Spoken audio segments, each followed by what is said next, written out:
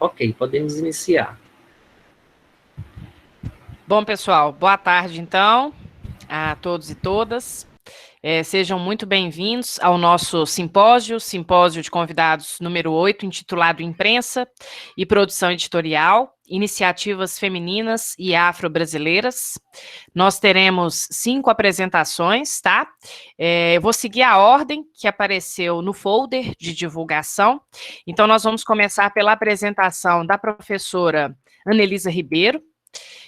Vou fazer uma breve apresentação do currículo dela e aí, na sequência, Ana, você pode fazer a sua exposição, por gentileza, tá? Anelisa Ribeiro é professora titular e pesquisadora do Departamento de Linguagem e Tecnologia do Cefet-MG, Centro Federal de Educação Tecnológica de Minas Gerais, onde atua no programa de pós-graduação em Estudos de Linguagens e no bacharelado em Letras e Tecnologias da Edição. É doutora em Linguística Aplicada, mestre em Estudos Linguísticos pela Universidade Federal de Minas Gerais, onde também se bacharelou e licenciou em Letras Português. É pós-doutora em Comunicação, em Linguística Aplicada e em Estudos Literários por instituições diversas. Lidera os grupos de pesquisa Escritas Profissionais e Processos de Edição e o Mulheres na Edição. Publicou vários livros, inclusive como escritora literária. Aí eu destaco a recente indicação entre os finalistas do Prêmio Jabuti 2020 para o seu livro de poemas Dicionário de Imprecisões, e atualmente lidera projetos de pesquisa sobre mulheres editoras no Brasil, com o apoio da FAPEMIG. Ana, seja muito bem-vinda. Você tem aí aproximadamente 20 minutos, tá? E aí eu vou pedir ao pessoal que tiver as suas considerações, tiver perguntas, podem fazer a gentileza de colocar no chat, que eu vou tomando nota aqui, tá? Essas perguntas, eventualmente, aí, são logo depois da minha apresentação ou vocês vão deixar tudo para o fim? Inicialmente, a gente pensou em deixar tudo para o final, para que a gente pudesse fazer um debate, né, Ana? Mas eu sei que você está com uma questão de horário aí, então se aparecer alguma questão, alguma pergunta mais específica aí durante a sua fala, eu faço ela logo na sequência. Podemos combinar assim? Podemos. Tá joia. Obrigada, quero agradecer as colegas, agradecer por participar dessa mesa, a mediação da Rosário, e ela falou aí do grupo que eu coordeno. Na verdade, coordenamos, né, eu, Rosário, Renata, Paula Renata, no Cefet, e tem sido muito proveitoso, né. Já vou deixar aqui o convite, se alguém tiver interesse em participar desse grupo Mulheres na Edição, a gente cadastra as pessoas para participarem das reuniões quando podem, quando desejam, né. São reuniões mensais. O texto que eu trouxe aqui, eu não vou apresentar slide nenhum, eu estou com o texto aqui na minha frente, e a apresentação é sobre a Lina Tâmega Peixoto, né? Bom, o que foi esse texto? Eu produzi ele para uma outra situação, mas acho importante falar dessa mulher como uma editora do século XX, embora essa atividade editorial dela tenha sido muito localizada.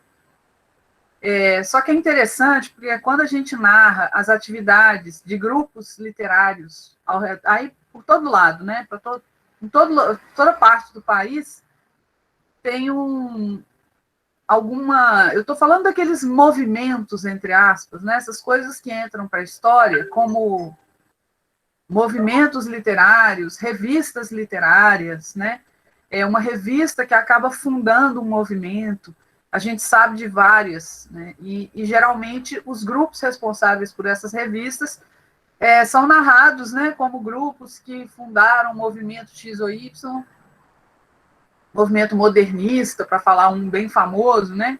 Mas tem vários outros. E no interior de Minas Gerais, vários movimentos desse tipo apareceram e alguns ficaram muito conhecidos. Um deles é o Movimento Verde, né? Que é uma revista que também tem a ver com um grupo de poetas, no início do século XX, e o Verde é um movimento que está nos livros de história da literatura mineira, né, e brasileira e tal. Essa turma depois migra para o Rio, principalmente, mas para o Rio, para São Paulo, mas ali no início do século XX era muito Rio de Janeiro, né? E vai desenvolver lá seus trabalhos de tipo Marques Rebelo, né? Esses caras vão virar escritores conhecidos e tal. Então, tem uma relação forte entre fundar uma revista e ser entendido como um movimento, né, coletivo, e depois as pessoas seguirem suas carreiras. O Verde é um movimento da cidade de Cataguases, né, no interior de Minas, que ficou conhecido por essa reincidência de movimentos e grupos de poetas. E nos anos 40, eles voltam a aparecer na cena, né, com uma revista chamada Meia Pataca. Por que eu fui olhar a Meia Pataca? Eu tenho um orientando de doutorado, Mário Vinícius, que trabalha com as revistas do século XX, e o Mário, trabalhando com ele, lendo os textos dele, vendo a bibliografia dele, o Mário me alertou uma hora assim. A gente fez um trabalho juntos para detectar quantas mulheres apareciam nesses manifestos programáticos, nessas revistas que fundaram movimentos, e eram pouquíssimas, né? A gente já esperava isso, mas a gente queria ver quem eram e o que estavam fazendo ali naquela revista. O resultado dessa primeira visada, assim, gerou alguns nomes, e a gente viu que as mulheres participavam principalmente como artistas plásticas. Elas raramente estavam lá com texto, com poema, com o que fosse, mas apareciam como ilustradoras, né, alguma coisa assim. Mas uma delas se destacou, que foi a única creditada como editora da revista, que foi a Lina Tâmega Peixoto. E aí a gente ficou curioso, né, com essa figura, o que essa Lina Tâmega estava fazendo ali nos anos 40, e aparecendo ali como editora, a gente quis ver melhor o que ela fez, né, como é que foi a atuação dela na revista, porque essas coisas costumam ser narradas de uma perspectiva muito, eu vou chamar de neutra, mas esse neutro a gente sabe o que é, né? Uma perspectiva muito assim, os gênios homens que estavam por trás daquele movimento. E eu falei, bom, vou estudar um pouco a Lina. Para minha alegria, a Lina estava viva. Então, eu conseguia morar em Brasília há muitos anos. Consegui acessar a Lina Tâmega, né? Mandei alguns e-mails para ela me respondeu, me mandou uma bibliografia, pouquíssima coisa escrita sobre ela, né? E morreu em seguida. Ela faleceu muito recentemente, mas ainda consegui, né, achar essa figura. E tive acesso a um livro sobre a atuação, na verdade, um livro sobre a revista, né, sobre esse movimento, que acabou tendo esse nome da revista, que é o Meia Pataca. Aí é interessante, porque a revista só durou 2 números, e isso é uma coisa muito comum também na história dessas revistas, que tem ciclos muito curtos. Elas acabam rápido, mas fazem ali um papel, né, importante para levantar esses poetas, né, para eles ficarem conhecidos em outros lugares, em outras cidades, no eixo Rio-São Paulo, essa coisa toda. Aí, como é que eu desenvolvi isso? Eu fui trabalhar em cima do trabalho de outra pesquisadora, que é a professora Constância Lima Duarte, que está sendo homenageada nesse evento, né? A Constância tem um livro muito importante principalmente para quem estuda imprensa, né, e tal, que é Imprensa Feminina e Feminista no Brasil, século XIX. Ela chama de Dicionário Ilustrado. No livro da Constância, ela levanta jornais publicados para mulheres, né, uma coisa assim, jornais femininos e feministas. Ela não se detém nessa coisa se o jornal era editado por mulher ou não. Então, ela se levanta lá 140 e tantos jornais, acho que são 143, se eu não estiver enganado aqui. E aí, o que eu fiz? Em cima do trabalho da Constância, que levanta, então, esses jornais femininos e feministas, eu fui procurar quais deles ela declara lá, ou ela registra, que foram editados por mulheres. Por quê? Porque se a mulher escritora já é difícil de recuperar, a editora é pior ainda, porque ela, às vezes, não está nem escrito que era uma mulher, né? Então, a Constância mesmo, ela coloca lá, editado pela senhora fulana. Às vezes, ela põe assim, não se sabe se foi editado por um homem ou uma mulher. Outras vezes, ela põe até em dúvida se aquilo era uma mulher mesmo, porque alguns homens editavam para mulheres como se fossem mulheres, assim, num tom meio feminino, né, querendo angariar ali suas assinantes, né, as leitoras e tal. Então, tem hora que a gente fica na dúvida se é verdade aquele personagem. Então, tem um caso lá, por exemplo, que é a filha do fulano. O jornal é da filha do fulano. E o fulano já era um cara conhecido, uma espécie de jornalista. E aí a Constância põe em dúvida, porque ninguém sabe se esse cara teve uma filha. Então, não sabe se era uma jogada dele, né, para o jornal atingir as mulheres, ou se era uma mulher mesmo. Então, é muito difícil saber nesse sentido. O que eu consegui levantar vendo o trabalho da Constância, eu fiz um gráfico que mostra de onde eram esses jornais de vários lugares, dirigidos por mulheres, e no final eu chego a 30 e... deixa eu ver aqui. Eu falo, né, de onde são e dos dirigidos por mulheres no século XIX, que nós estamos falando, 36, são 143 no total, 36 dirigidos por mulheres, né, ou aparentemente por mulheres. E aí eu faço um quadro com todos eles, quem eram as editoras. Então, eu vou dar um exemplo para vocês. O primeiro, em 1831, no Rio de Janeiro. Dona Fortunata Eugênia de Mello, essa mulher, né? O segundo, que é de 1831, também no Rio de Janeiro, ele já é uma dúvida sobre uma possível direção feminina ou se era o Paula Brito. Então, não dá para saber, porque rodava lá no Paula Brito e podia ser uma mulher ou não, ele mesmo.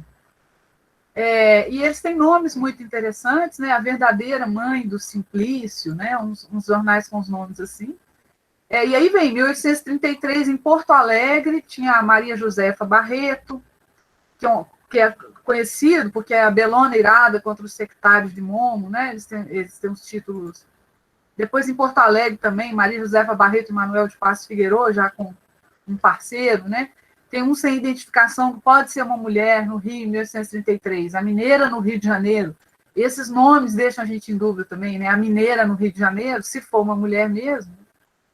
E assim vai, né? Outros, assim, talvez uma mulher, em 1849, a Juana Paula Manso de Noronha, de 1852, durante muito tempo foi considerada a primeira, depois viram que não era, né? Que 20 anos antes tinha uma. Então, eu fui olhando com essa lupa, né, o trabalho da Constância para achar essas figuras editoras de jornais. Então, tem o quadro, tudo aí, eu comento um pouco esse quadro e marco as mineiras, né, que são... Bom, aí eu vou para o século XX junto com o trabalho do Mário Vinícius, que vem para o século XX. A Constância ainda está devendo para nós o livro do século XX, né? Ela até fala desse projeto nesse livro do século XIX. Mas o Mário Vinícius tem um trabalho sobre isso, não é focado em mulheres, mas ele acaba encontrando essas figuras. Então, no século XX, eu me baseei no trabalho dele. E fui olhar lá onde ele destacou mulheres e achei, então, a Lina Tâmega, né, diretora de uma revista literária de 1948 a 1949, com 2 números, só para vocês terem noção de que essa coisa dos números não é um critério tão importante. A Claxon, que é a mais conhecida, né, uma revista que não é mineira, uma revista de São Paulo, mas com muitos mineiros, que estava ali no início do modernismo, ela só teve 9 números. Isso é considerado muito, né, para uma revista. Quer dizer, depende também de quanto financiamento você tem, né, de quem são as pessoas envolvidas, enfim. Mas outras revistas, tipo a Verde de Cataguases, teve 6 números. Uma feita em Belo Horizonte chamada A Revista, 3 números só. Mas tinha revista em Ubá, em Itaiandu, em Uberaba. Tinha revista em vários lugares. E eu parei nessa meia pataca com a Lina Tâmega. Aí eu fui olhar quem era a Lina. Então tem aqui as capas, né, da revista e tudo. Nascida em Cataguases, em 1931. Então vejam, né, encontrei a Lina ainda viva em 2019, 2020, né, viveu bastante. Super lúcida quando eu falei com ela, estava bem. Mais abordada, no pouco que existe sobre ela, é mais abordada como escritora e professora, que era outra coisa comum. O próprio escritor editar numa coisa que ele mesmo inventa. né? Então, ela, como escritora, com 2 colegas, 2 homens, né? Eles inventaram essa revista Meia Pataca, muito na herança ali da revista Verde, né? A cidade acabou ficando conhecida por isso. Aproveitaram os padrinhos literários deles, né? Que era esse pessoal da revista Verde, que estava no Rio de Janeiro, e fundaram a Meia Pataca para se lançar também. Então, tem os poemas da Lina ali. Então, para vocês terem uma ideia, a Lina tinha 17 anos, né? Era uma jovenzinha. Só que era de uma família, esse Peixoto aí, é de uma família importante na cidade, tinha, assim, prefeito, né, parente, o pai dela, escritor, que era Peixoto. Então, a Lina, quando eu conversei com ela agora, antes dela morrer aí, ela afirmou que ela não sentia nenhuma dificuldade, mas ela sabia que ela era de uma família rica, importante, influente, que ela era uma escritora burguesa, branca, né? Então, ela acha que naquela idade ali, 17, 18 anos, para ela foi muito tranquilo, ela não percebeu nenhum tipo de dificuldade. Por outro lado, a carreira de escritora dela ficou um pouco apagada, assim, não é muito comum as pessoas conhecerem Lina Tâmega, né, e saber dos livros dela, então não sei se é uma coisa que ela não percebe, né, depois, ou se ela, de fato, ou a maneira, como foi a maneira que ela investiu na carreira dela, né. Aí eu vou falar mais uns dados aqui para vocês. A revista, então, foi lançada em 48, depois em 49, e tem um livro sobre essa revista, de um cataguasense também, o Joaquim Branco, e ela conta como foi que ela fez. Então, eu vou ler para vocês o que é o depoimento dela. De fato, ela era a editora, não era ela a que apoiava, ela conduzia. E aí ela conta como que ela fazia. Primeiro, ela fala assim, a revista era feita artesanalmente. Palavras dela, tá, gente? Era uma coisa que a gente ia para tipografia, eu ajudava até a colocar os tipos lá naquela reguinha. Eu não sabia paginar. Na hora de paginar, fazia-se um buraco de repente na página. Lá vinha o Napoleão. Napoleão era o dono da gráfica. Lina, tem um buraco aqui. O que se faz? E eu fazia uma notinha de pressa para enfiar lá dentro daquele buraco. Era uma coisa de uma agonia que você não imagina, a agonia que era para fazer a revista. No outro trecho, ela fala assim, na tipografia Ribeiro, hoje Monteiro, o Napoleão era muito atencioso, havia também o problema de financiar essa revista. Eu não queria que fosse utilizado qualquer papel, eu queria papel couché e outras coisas. Para mandar fazer em linotipo, tinha que se mandar para o Rio de Janeiro. Era tudo difícil, tudo caro, complicado, e havia ainda o problema do prazo. Aí, no outro lugar, ela fala assim, um dia que eu cheguei à noite, fiquei lá até 7 da noite na tipografia do Napoleão, e o primeiro exemplar ficou pronto, eu levei para casa, que eu contemplava aquilo, achava aquilo, que filhinho maravilhoso que estava aquilo. Uma alegria, mas era uma coisa mesmo de juventude, sabe? Como eu falei para você, um grito de adolescência. Então, ela conta isso assim, ela ia para a tipografia, ficava lá montando, junto com o Napoleão, né? Ficava lá cuidando da revista, a alegria de ver a revista pronta na mão dela. Então, ela fez o esforço todo, né? Ela trocava cartas com o Marx Rebelo, e tem os depoimentos e as cartas deles, em que ele vai ensinando ela a fazer as coisas, falando para ela, ele conseguindo gente importante para publicar na revista dela. Ela falava, será que você consegue um poema aí? Estou chutando aqui, tá, gente? Mas assim, será que você consegue um poema aí do Manuel Bandeira, né? E aí o Marx Rebelo conhecia todo mundo, ele conseguia poemas de gente bem conhecida que acabava publicando na Meia Pataca, e a Meia Pataca acabava circulando por isso, né, em mais lugares e ficando conhecida, enfim. Então, eu quis retomar aqui a figura da Lina Tâmega como uma editora dos anos 40, mesmo ela sendo tão jovem, porque esse tipo de coisa costuma ser narrado de um jeito super relevante, importante, quando são homens, né, coordenando esse tipo de iniciativa, né, que tem a ver com esses movimentos literários. E por que não a Lina ser colocada também nesse lugar de uma figura que estava ali à frente de um movimento, à frente de uma revista, não apenas como poeta, mas também como editora dessa revista que acabou ficando marcada na história de Minas Gerais. Então, é um trabalho sobre essa figura, né? Ele deve ser publicado em algum momento uma revista aí, mas é uma espécie de iluminação assim nessa figura dos anos 40 ali, que não aparece muito iluminada em lugar nenhum, né? Acho que devemos isso a essas mulheres para a gente ver herdeiras de quem nós temos sido. Ela foi muito receptiva quando eu entrei em contato com ela, mas em seguida eu soube da morte dela. Fiquei bem triste, né? Embora a gente saiba que a Lina viveu aí quase 100 anos. Então é isso. Obrigada, gente. Obrigada, Ana, pela sua exposição. Não apareceu até o momento nenhuma pergunta, tá, Ana? Aí mais para o final a gente vê como que fica. Bom, então, gente, vou passar a palavra agora, seguindo aí a sequência, para a Fabiane Cristine Rodrigues. Fabiane é mestre em estudos de linguagens, também pelo Cefet, pelo Centro Federal de Educação Tecnológica de Minas Gerais, possui graduação em Letras, Tecnologias da Edição pela mesma instituição e licenciatura em Língua Portuguesa. Atualmente trabalha como assistente administrativa na Polícia Militar do Estado de Minas Gerais, atua principalmente com os seguintes temas: literatura afro-brasileira e produção editorial. Eu gostaria de destacar que o trabalho da Fabiane foi menção honrosa no Prêmio CAPES de Dissertações e Teses, agora do ano de 2020, pela sua dissertação orientada pelo professor Luiz Henrique de Oliveira, que também está nesse simpósio. Seja bem-vinda, Fabiane, e a palavra está com você. Muito obrigada. Boa tarde, gente. Tudo bem? Tudo jóia com vocês? Deixa eu colocar aqui a apresentação só um instantinho.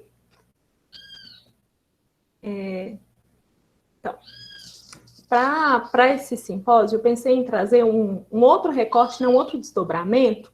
Está aparecendo aí, gente, a apresentação? Tá sim, Fabiane. Obrigada. Então, eu pensei em trazer aqui para esse simpósio um dos desdobramentos, né, da dissertação e pensar um outro recorte, pensar como é que as dinâmicas editoriais mineiras, né, influenciaram na produção da poesia negra afro-brasileira, pensando nas produções individuais.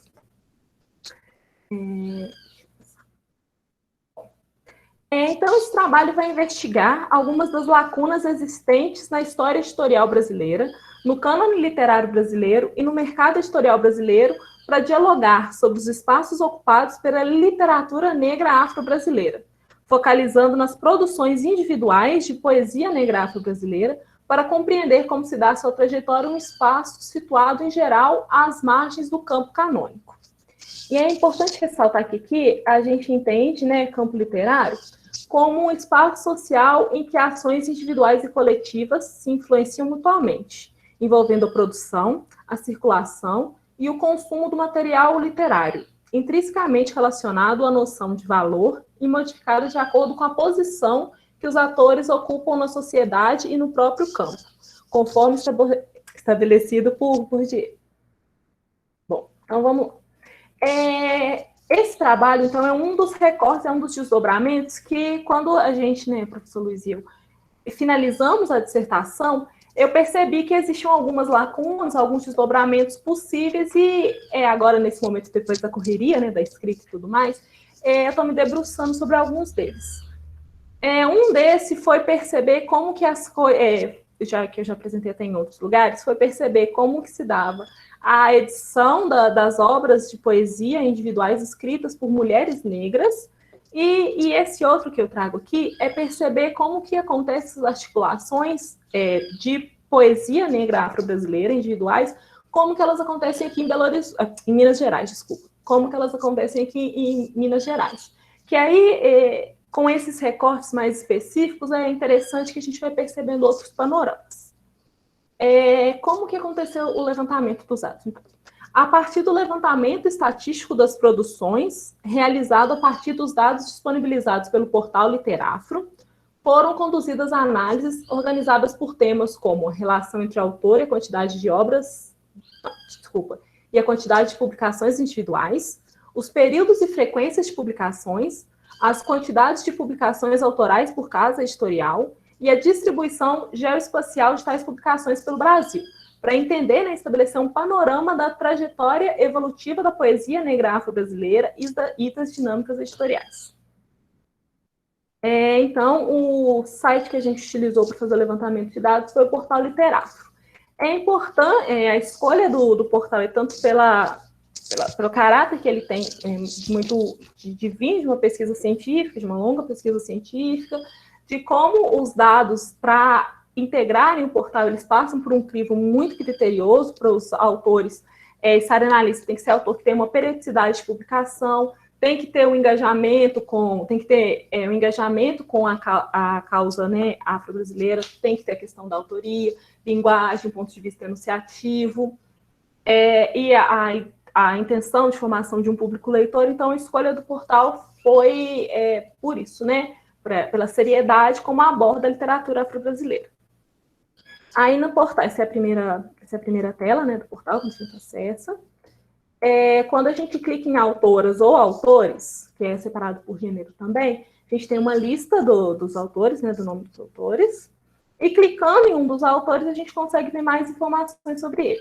Aí a gente vê tanto os dados biográficos, quanto informações sobre as publicações. Aí divididos por obras individuais, com autoria, antologia, e referências de textos, referências de programas, participações, né, tudo mais que pode levar para mais informações dos autores.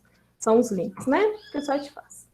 Então, a partir desse portal, a gente conseguiu, num recorte de 158 anos, que é o período desde a primeira publicação, né, que se tem registro aqui no Brasil, de um livro individual de poesia negra afro-brasileira, em 1859, até 2017, quando encerrou o levantamento de dados, a gente levantou o total de 271 livros individuais de poesia, escrito por 79 autores, aí 19 mulheres e 60 homens. E uma coisa interessante é que 17,3% desses autores, apenas 17,3% desses autores, conseguiram publicar mais de 5 obras individuais, enquanto 27,85% desses autores conseguiram publicar apenas uma obra individual desse gênero, né? Então, a gente vê uma tendência, uma dificuldade, de se pensar na criação de uma tradição de poetas, né, negros, com uma escrita voltada para a afrodescendência. Pensando na distribuição geográfica desses dados, a gente vê aí uma concentração dessas publicações na questão do Rio, eixo São Paulo, né?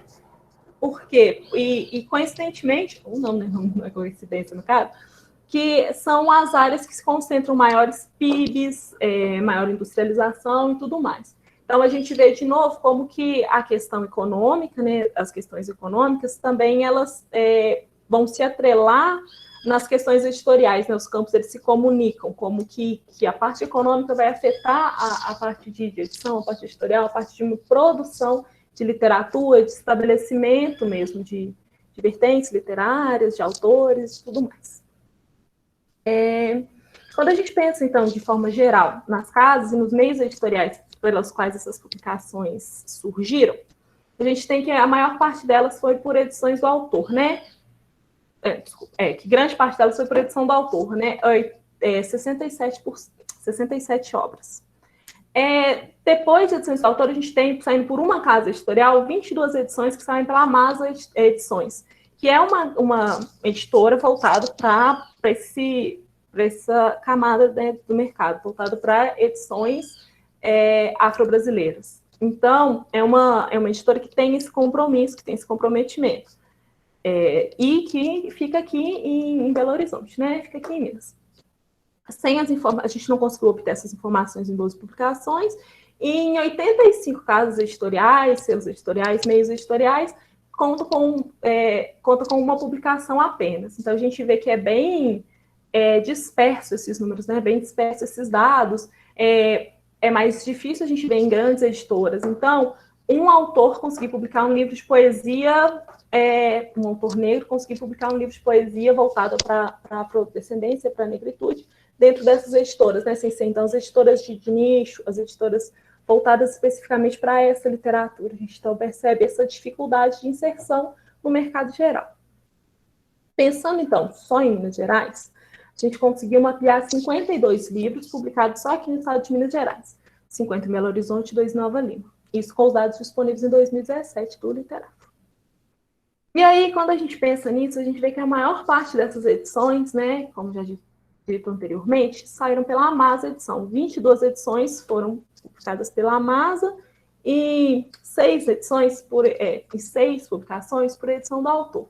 Então, a gente vê de novo esse reforço, que reforça essa ideia de que, enquanto as grandes editoras não conseguem abarcar essas publicações, os autores negros eles continuam se reunindo em movimentos, em outras dinâmicas, em coletivos, para conseguir fazer as obras circularem, para conseguir materializar o discurso, fazer esse discurso circular. E aí eu acho interessante fazer esse recorte, trazer esse olhar, porque é interessante para a gente também perceber como, então, que os autores mineiros eles estão se articulando, como é que eles estão conseguindo fazer as poesias deles sobressaírem, como que essa poesia está vindo. A gente percebe que, em grande parte, né, a gente tem duas na Nandiala, que também é uma editora de nicho, uma editora voltada para o público negro, e né, para o público e autores negros, né, de autoria negra, e a gente vê, então, que majoritariamente a gente vai ter esses autores se reunindo, criando coletivos, criando grupos para conseguir materializar essas edições, para conseguir fazer esse discurso. E aí a gente volta para aquela questão, né, que a professora Anelisa até tinha brincado, que quando a gente fala neutro, a gente sabe do que está falando. E é bem isso, né? Pensando em qualquer grupo minoritário, um grupo marginalizado, o neutro nunca é o suficiente para abarcar esses grupos. Então, eles precisam lançar mão de outras estratégias, lançar mão de outras formas de fazer para que consigam existir, consigam publicar, consigam fazer circular aquilo que eles pensam, que eles escrevem, que eles querem verbalizar, esses outros discursos, antes do discurso chegar no leitor. Então, existe todo um movimento para que esse discurso possa ser materializado, né? E é interessante a gente pensar como isso acontece aqui em Minas, né? Aí, como eu já disse, ainda são pequenos olhares em cima dos dados, né? Ainda não, a pesquisa não está consolidada, finalizada, pensando em Minas Gerais, pensando na escrita feminina, mas é um ponto que eu gostaria de trazer aqui, né? Dividir com vocês, compartilhar, para a gente começar a pensar junto nessa construção. É isso, gente. Muito obrigada. Vou interromper aqui o compartilhamento da tela. Muito obrigada, Fabiane. Eu que agradeço. Vamos passar a palavra agora para o Leonardo. Leonardo Gomes de Souza. Possui graduação em Letras, Português e Inglês, pela UENG, Universidade do Estado de Minas Gerais. É professor da Rede Mineira de Educação Básica, pesquisador do Núcleo de Estudos Africanos e Afro-Brasileiros, UNEAB, da UENG Carangola. Ele foi bolsista de iniciação científica no período de 2017-2018, atualmente é mestrando em Letras e Estudos Literários pela Universidade Federal de Viçosa. E desenvolve pesquisas que abarcam as literaturas africana e afro-brasileira, o pensamento afrocentrado, numa interdisciplinaridade entre literatura e geografia. Leonardo, seja bem-vindo. Obrigado. Vocês estão vendo os slides? Sim, está aparecendo.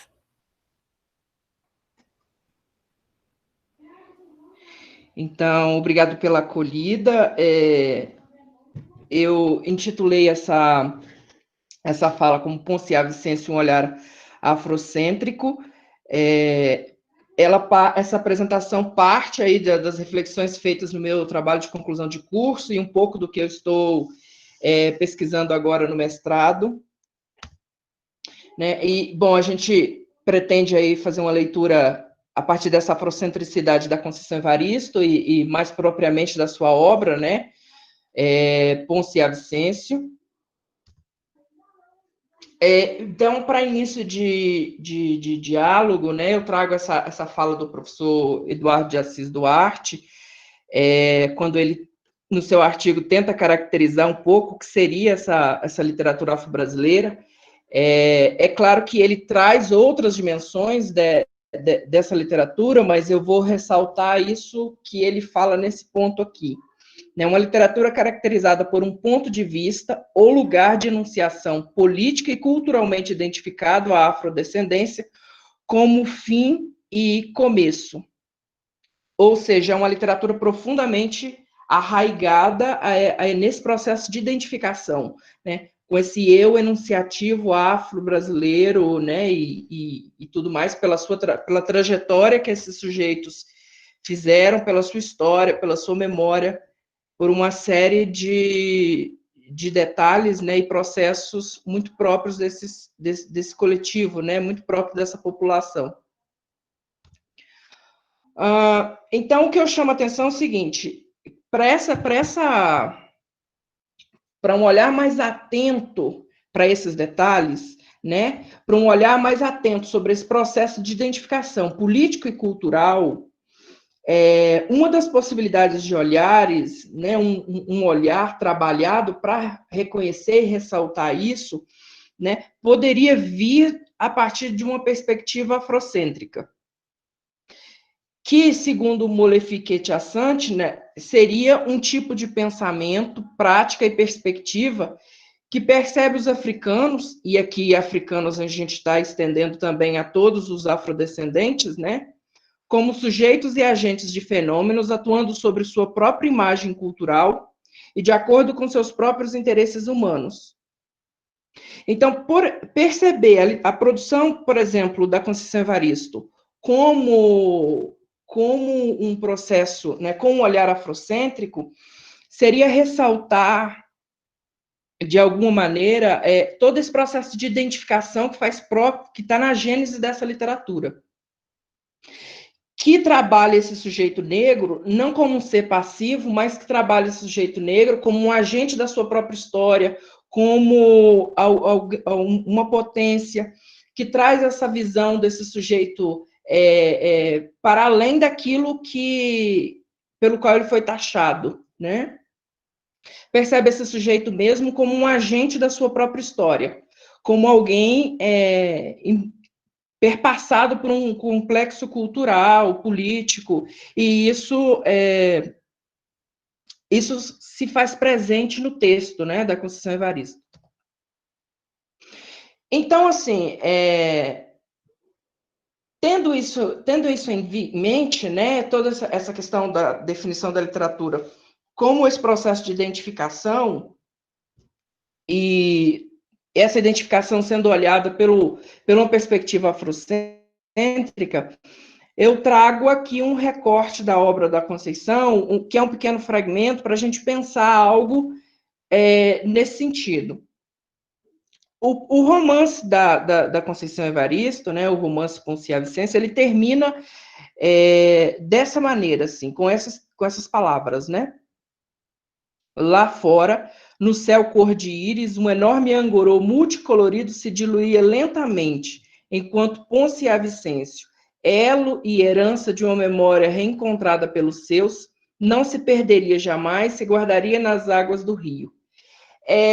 Assim, ao longo de todo o meu processo de pesquisa, esses dois termos, elo e herança, foram dois termos que sempre me chamaram muito atenção, assim. Me parece mesmo que, com esses dois termos, né, a Conceição Evaristo, ela trabalha toda uma dimensão da obra e que ela consegue sintetizar isso por meio desses dois termos. Então, há um profundo trabalho, né, de sentido, há uma semântica muito profunda nesses dois termos, que é o que eu vou tentar falar um pouco aqui, e para pensar justamente essa dimensão afrocêntrica da literatura da Conceição, e produzindo também, tentando dialogar um pouco com a própria questão da geografia, que faz parte aí das minhas pesquisas também. Então, assim, pensando o sentido de elo, né, elo tem essa semântica de ligação, né, entre duas partes, entre duas coisas. Bom, se a gente for fazer uma retrospectiva na história afro-brasileira, a gente vai encontrar um elo muito forte, muito visível entre o Brasil e África, né, por meio desse processo diaspórico.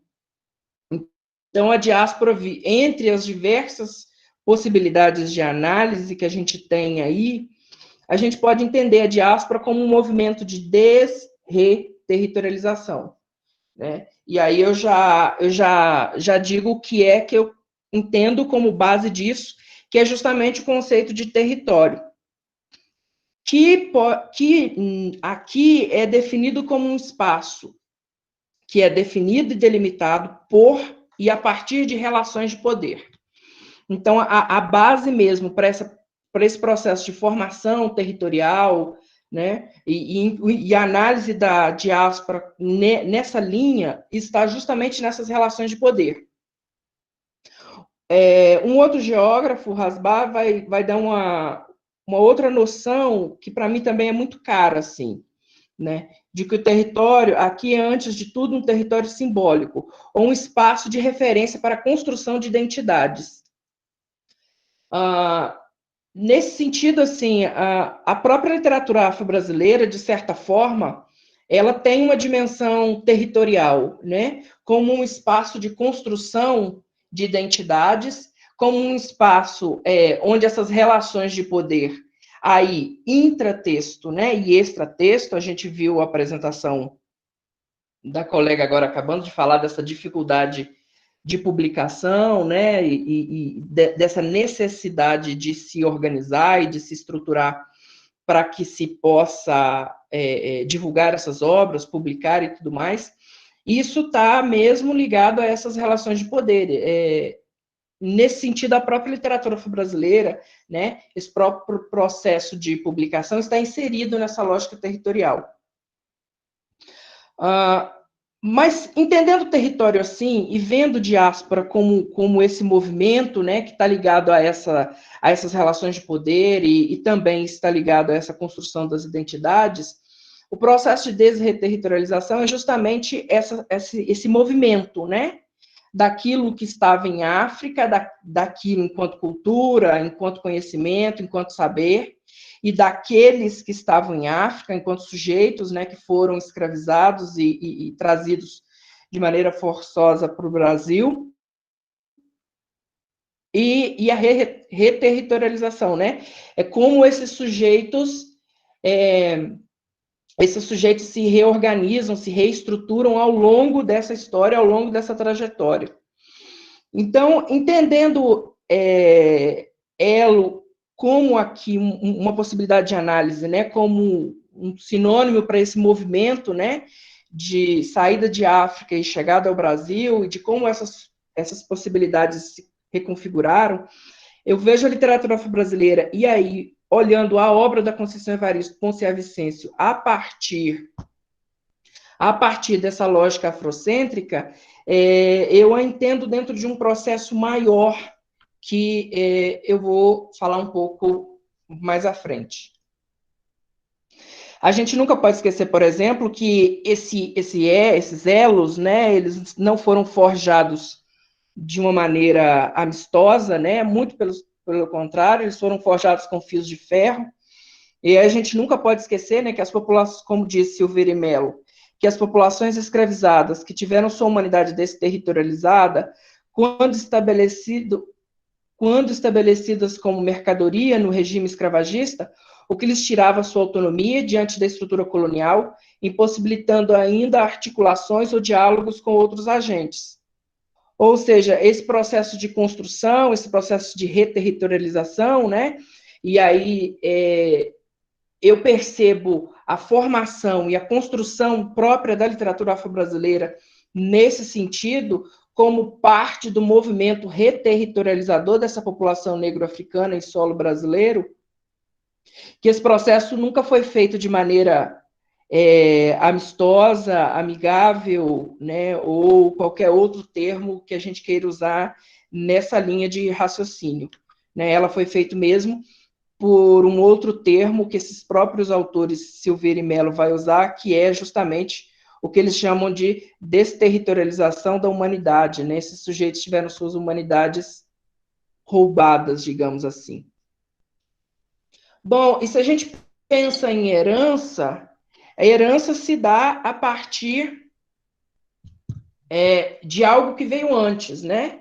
Herança tem sentido de ancestralidade, né? Me parece que no texto da Conceição Evaristo, tem o sentido também de reconhecer, né, esses sujeitos que vêm antes e que constroem uma história anterior e que essa história ela tem um certo sentido de continuidade.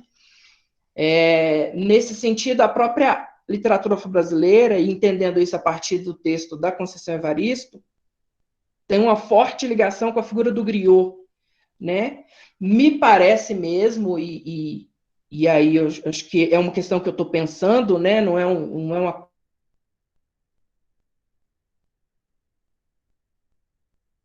não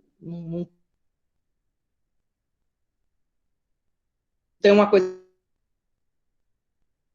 definida, mas são por agora, o processo de construção da literatura afro-brasileira, ela faz parte de um processo maior, né? Nós nunca podemos esquecer desses sujeitos que são anteriores, né, que ainda estavam em África e que produziam essa literatura oral, né? E aí a própria Conceição Evaristo demonstra uma clara consciência disso quando, na sua dissertação de mestrado, diz, né, e entende os griots como guardiões da memória, que de aldeia em aldeia cantavam e contavam a história, a luta, os heróis, a resistência negra contra o colonizador. Logo, me parece assim, que quando a gente percebe a dimensão política da literatura afro-brasileira, quando a gente entende essa literatura a partir dessas lógicas de poder e dessas relações de poder que constrói territórios, essas relações que se estabelecem aqui no Brasil, elas não começam necessariamente aqui. Esse processo de resistência é mesmo anterior, né, já se inicia mesmo em solo africano, e esses sujeitos, né, os griots, eles têm um papel fundamental nisso. Ao mesmo tempo que os griots têm essa dimensão política, eles também têm uma dimensão propriamente literária, né? O próprio Rampatebá, quando vai descrever quem são esses sujeitos, ele vai usar esses termos, né? Ele vai dizer que a tradição africana, ou a tradição propriamente dos povos, né, da savana, que é onde ele desenvolve suas pesquisas, que essa tradição lhes concede o direito de travesti-la, né, travestir a palavra aqui, ou de embelezar os fatos. O griot, como se diz, pode ter duas línguas, ou seja, para mim é uma perfeita definição de poeta, né, de alguém que está lidando com a palavra de forma a travesti-la, de forma a trabalhar os diversos sentidos e as diversas possibilidades. Há, nesse sentido, nessa herança do autor afro-brasileiro, e aqui pensando especificamente na Conceição Evaristo, de alguma maneira, essa dupla dimensão, né, política e estética, né, que perpassa as obras. Nesse sentido, assim, percebo a obra da Conceição Evaristo, a partir desses dois termos, né, elo e herança, né, como parte de uma literatura afro-brasileira, que poderia ser descrita também como elo e herança de uma memória reencontrada, né? Nesse sentido, Canduço, na sua tese de doutorado, vai dizer o seguinte, que a cultura africana deixou em território brasileiro, durante e após a escravidão, pode ser resumida nos valores civilizatórios afro-brasileiros. Valores esses que sustentaram a civilização africana no período pré-colonial e, sucessivamente, do mundo afrodescendente na readaptação da sua cosmovisão neste país.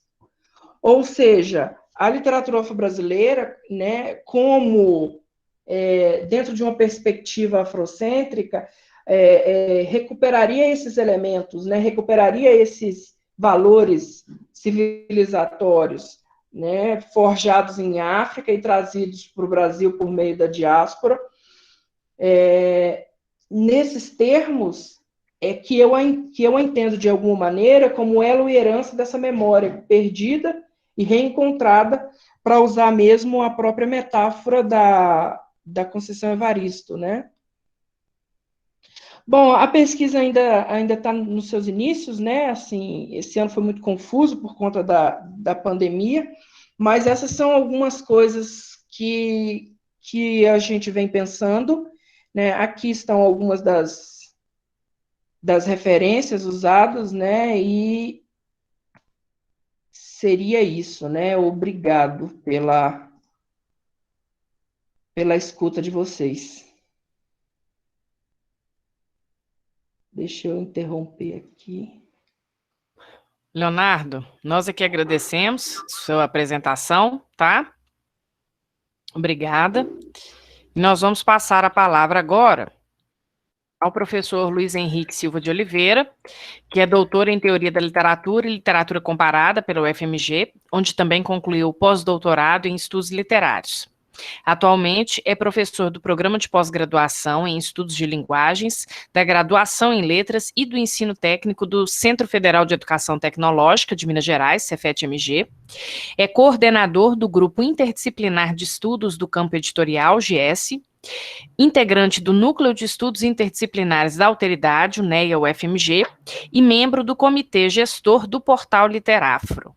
Tem atuado principalmente nos seguintes temas: negrismo, literatura afro-brasileira, edição, história e memória cultural, com diversas publicações na área. Luiz, então passo a palavra a você agora. Boa tarde a todas e todos. Antes de começarmos, queria abraçar a Socorro e, por meio dela, a todas que construíram o Diver Minas, organizaram, têm feito o Diver Minas acontecer, a Rosário, que media essa mesa, aos colegas com quem divido a mesa, aqueles que nos assistem. Esse trabalho que trago aqui, ele é um pedaço de uma pesquisa maior, né, que se intitula Por uma História Editorial da Literatura Afro-Brasileira, que, por sua vez, está vinculado ao Literafro, etapa 2, né, e conta com financiamento da FAPEMIG. Então, deixa eu só colocar a apresentação para rodar. Pronto. Então, esse trabalho, ele é uma etapa que se desenvolve, na verdade, de 2017 para cá, se intitula Quilombismo Editorial e Etos Discursivo.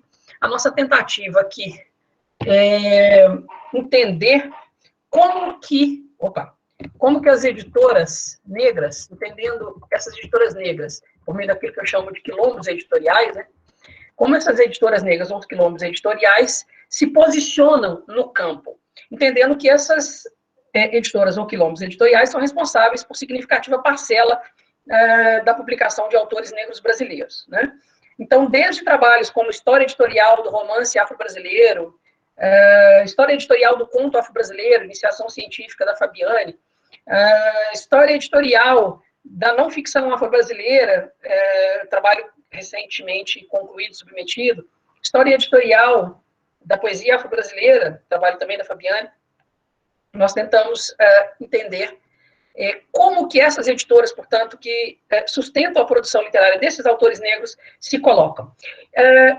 Entendendo que a forma como elas se colocam se dá em suas páginas, e que suas páginas, nas seções Quem Somos, Nossa Missão, ali nós temos apresentações, manifestos, né? Isso é uma característica típica dos quilombos editoriais, como já acontecera nos Cadernos Negros, desde 78, né? Quer dizer, os prefácios manifestos dos cadernos, as seções Quem Somos das páginas editoriais, isso acontece nos cyberquilombos editoriais, como a própria apresentação dos intuitos de portais como o Menelik Segundo Ato, como Blogueiras Negras. Então, enfim, a gente pensou que, trazer as editoras, entender como que elas se colocam, como elas se posicionam no campo.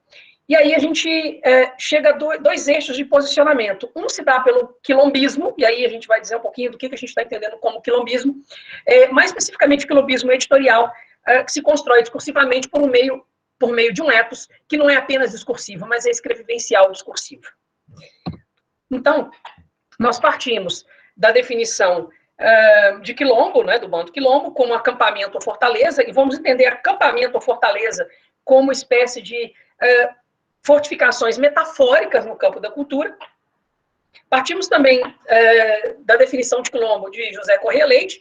Ele define quilombo com duas dimensões: por um lado, uma divisão administrativa, e outra, no sentido mais corrente em territórios onde houve escravização, a organização política voltada à resistência ao sistema escravista.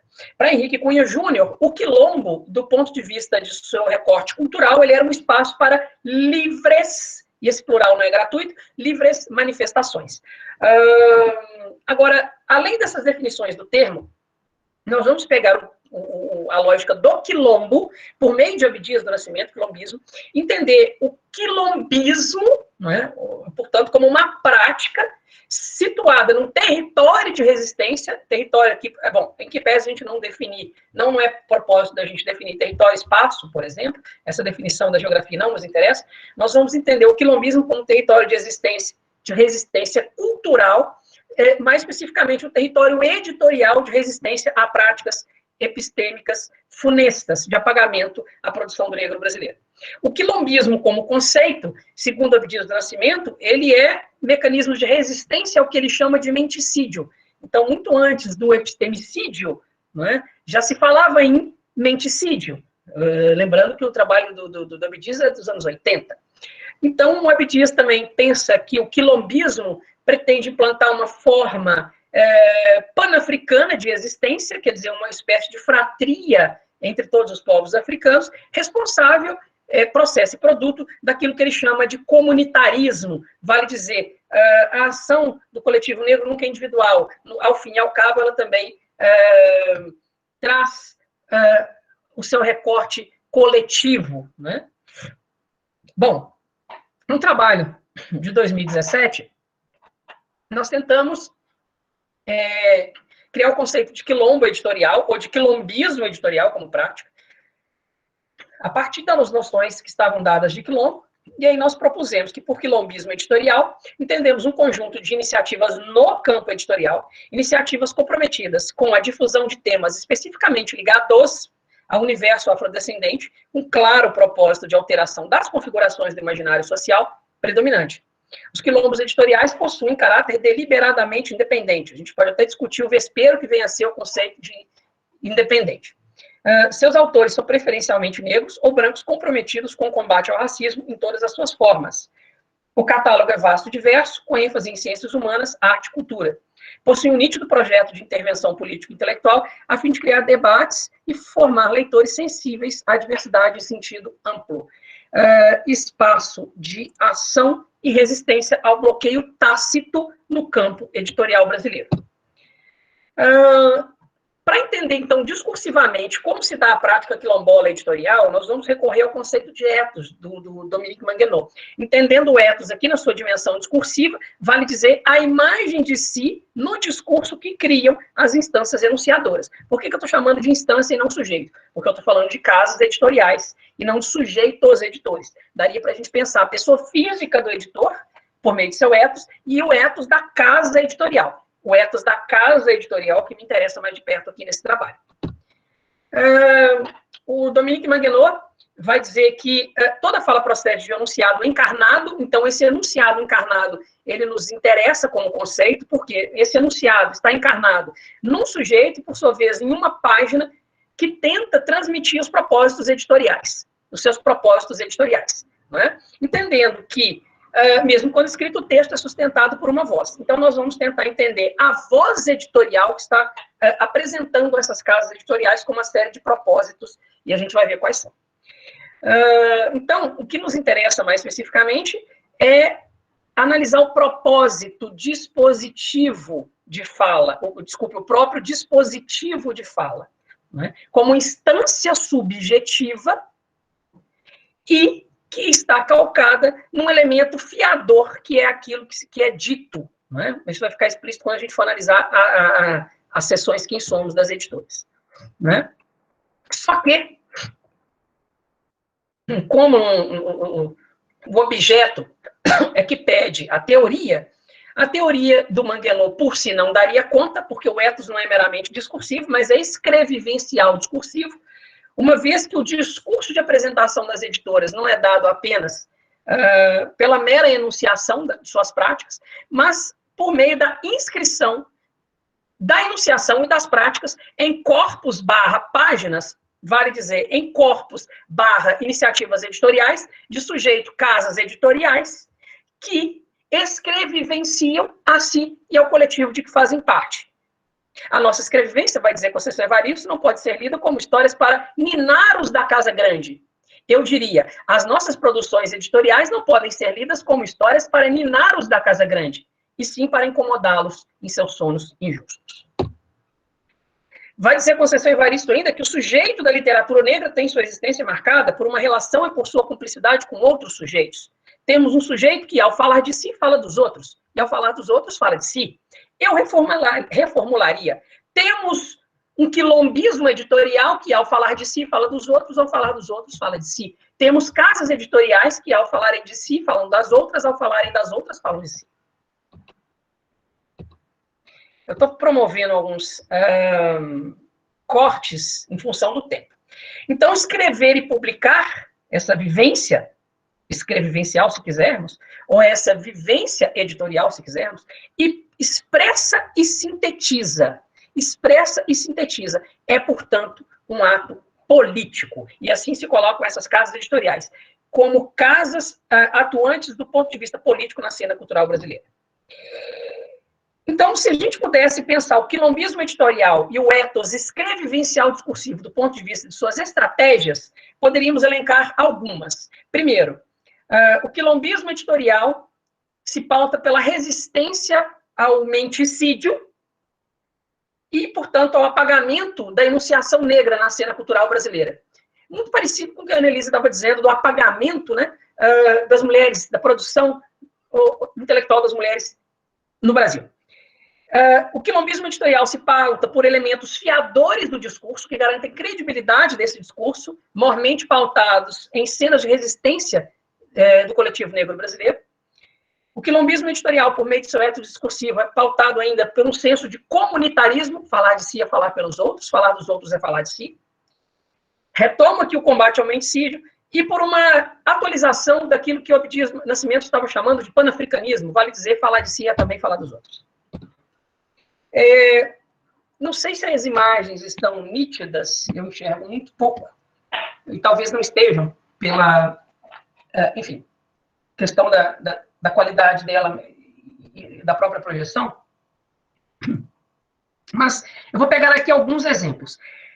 Essa é a página de abertura da editora Masa. Então, quando a gente clica lá na seção editora, bom, ela não tem o Quem Somos, mas tem a editora, não é? Nós já temos aqui, logo de abertura, alguns elementos desse ethos escrevivencial discursivo e que eu tento trazer de agora em diante. O slogan, pioneirismo e resistência. Então, a Masa traz para si o pioneirismo, que de fato ela tem, e se coloca na vanguarda da resistência àquilo que o Abdias Nascimento estava chamando de menticídio. Não é? O pioneirismo da Masa se dá pela sua atuação já de décadas, quer dizer, desde a editora do Professor, passando pela editora Vega, não Veja, tá? É Vega, não Veja, mas sou mestrado em Paris, quer dizer, todos esses elementos ajudam a construir a credibilidade da editora Masa, entendendo que essas mulheres precisam construir, por meio de capitais, não é? A sua credibilidade de atuação num campo majoritariamente povoado por homens brancos. Mas as edições, ela se coloca como uma espécie de testemunha dos principais acontecimentos da sociedade brasileira das últimas décadas, quer dizer, falar de si é falar dos outros, falar da Masa é falar da Masa, testemunha dos principais acontecimentos, falar dos principais acontecimentos é falar da Masa, uma vez que a Masa faz questão de colocar na cena editorial textos que contam ou recontam ou discutem esses chamados principais acontecimentos da sociedade brasileira, segundo a página. Então, Masa Edições se coloca como uma casa de cultura viva, então, veja, ela não se restringe à dimensão editorial, mas casa de cultura, a gente poderia até dizer, e discutir depois, que a missão das casas editoriais chamadas independentes, em que pese o Vespeiros, que é o conceito, não são apenas casas editoriais, são casas de cultura, são lugares de incêndio cultural, digamos assim, né, de mediação cultural no sentido mais amplo.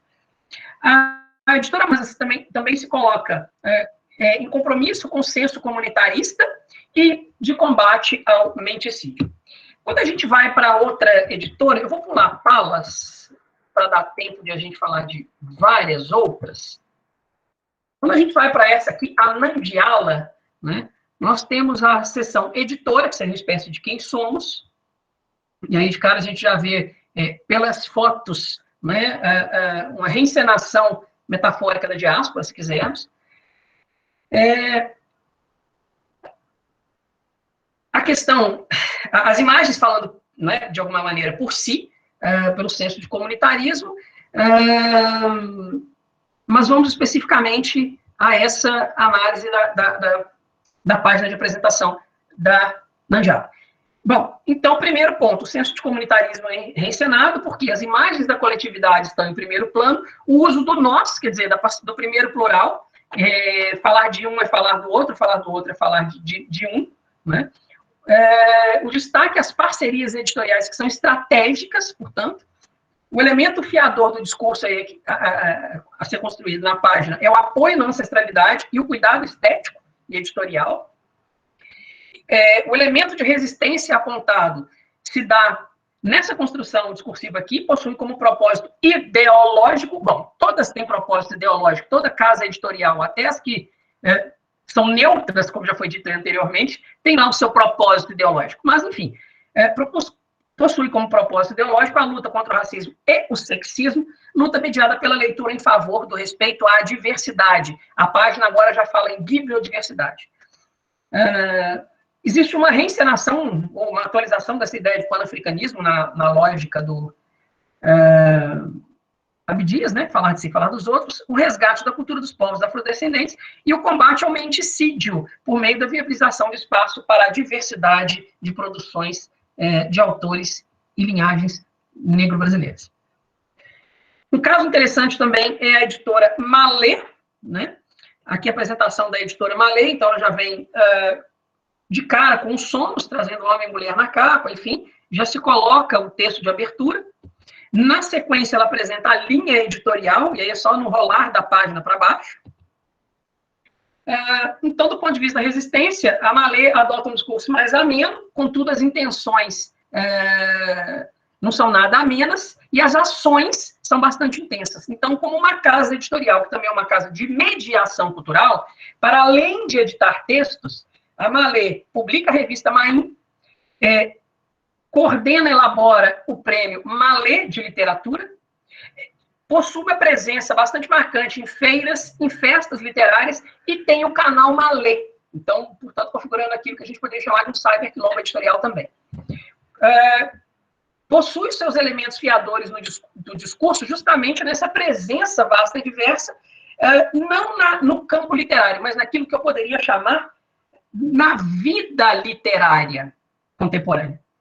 O senso de comunitarismo, ele é construído por meio de imagens que resgatam a coletividade, o uso também do nós, né, da primeira do plural, e o estabelecimento de parcerias editoriais estratégicas e as próprias imagens que são colocadas na página da editora.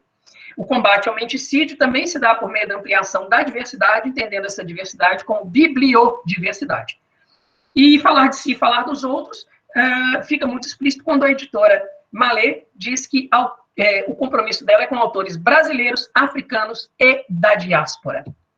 O caso mais interessante, esse vai ser o último que eu apresento, até por questões de tempo, teria muitos outros para a gente conversar, ficam para as perguntas ou para outro momento.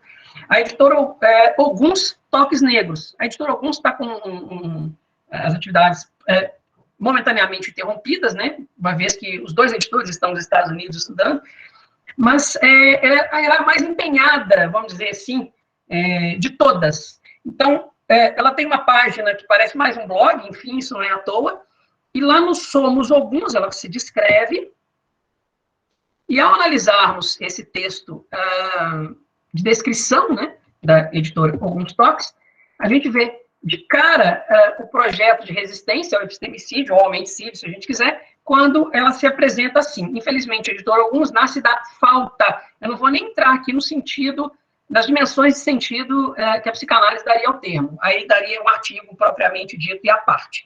Vamos ficar com falta no sentido de não ter, né? Nasce da falta de vergonha do país. O elemento fiador do discurso é a própria tradição negra brasileira, entendida como linhagem, quer dizer, de sujeitos do passado que sustentam ações de sujeitos do presente.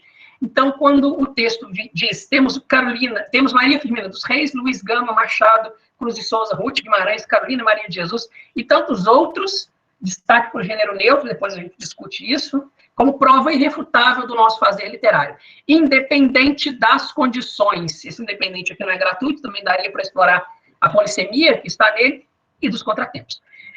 Do ponto de vista do combate ao menticídio, a editora se posiciona, ela nasce para contribuir com a interdição ao epistemicídio, mas a gente poderia pensar no menticídio lá de trás. Impedir que sejamos apagados, ou apagadas, né, do mapa das letras. Falar de si é falar dos outros, a editora, sim, também defende, quando aponta que sua missão é publicar prioritariamente escritoras negras e escritores negros do Brasil e da diáspora. Teremos ainda ciclo contínuo editorial, eu vou pular, por questões de tempo, que eu já estou quase estourando se já não o fiz.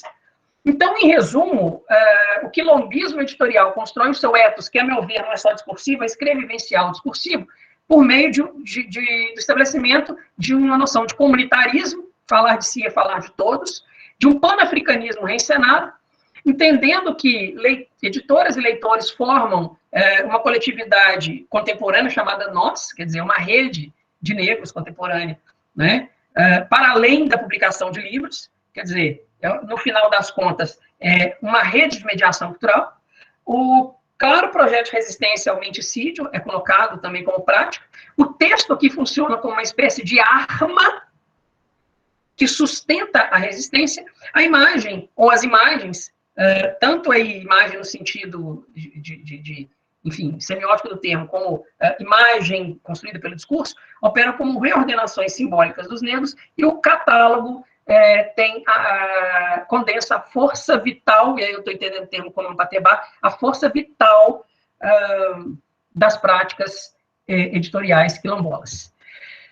Todas elas são independentes, operam como resistência cultural, têm no nicho o seu foco, quer dizer, atuam nas franjas do grande mercado cultural, desenvolvem atividade político e intelectuais. Os editores são espécies de incendiários culturais, aqui eu estou falando com o Vitor Wine e Hernan Lopes Wine e Vitor Malumian. O catálogo também se retroalimenta, uma vez que não há dependência financeira de grupos ou organismos externos, constituem-se como redes de sociabilidade também, tem um ethos discursivo, ou se a gente quiser, ethos escrevivencial discursivo empenhado, e as publicações são todas de ordem escrevivenciais. Gostaria de fazer aqui uma última consideração, que parte desse trabalho já está contratado pela editora Malê, isso é uma notícia. Então, em breve, por uma história editorial da literatura afro-brasileira, em breve, eu digo no ano 2021, será publicado pela editora Malê, tendo a Fabiane e eu como autores, né? A gente pode encontrar um pouco dessas reflexões dela e minha aqui, né? Interessante que as reflexões foram legais para ganhar o Antônio Cândido e para sair como artigo em revista A1, mas tem revista aí que não aceita, não. Fala que o trabalho é empenhado, que a gente tem compromisso ideológico. Eu vou encerrar por aqui e agradecer a todas e todos pela paciência. Conversamos. Obrigado.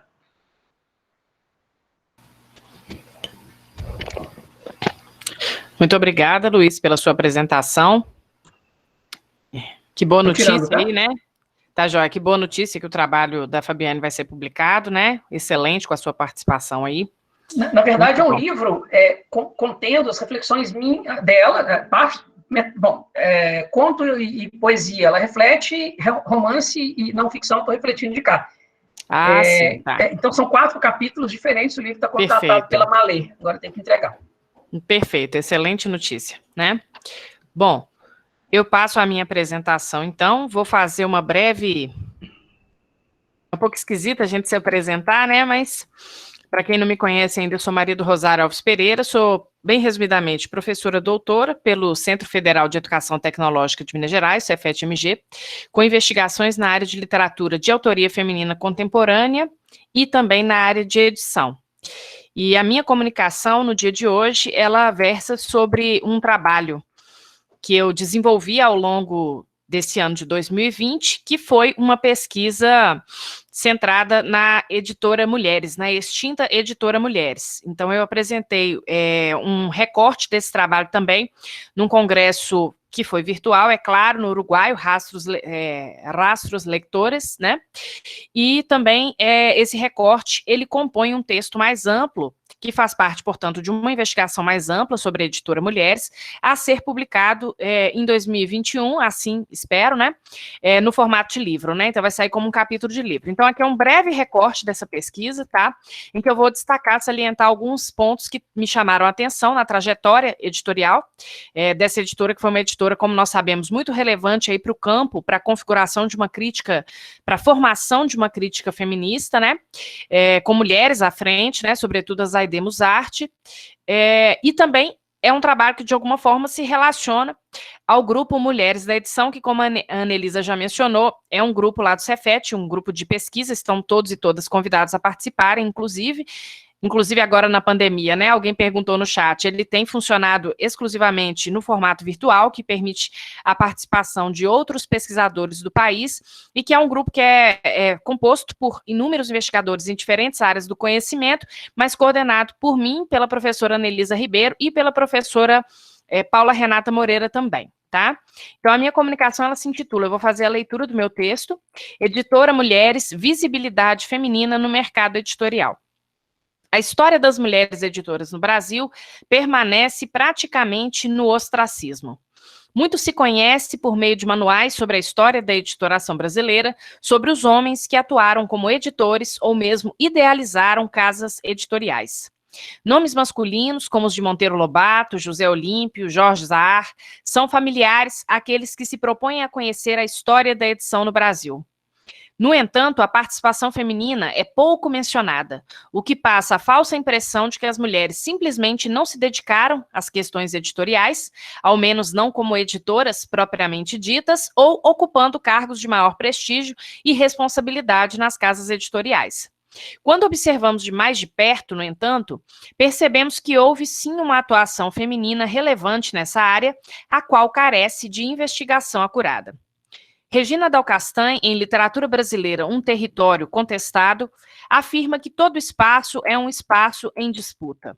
A autora refere-se à literatura brasileira, na qual vozes dissonantes do cânone começam a ser ouvidas e geram, ao mesmo tempo, certo desconforto.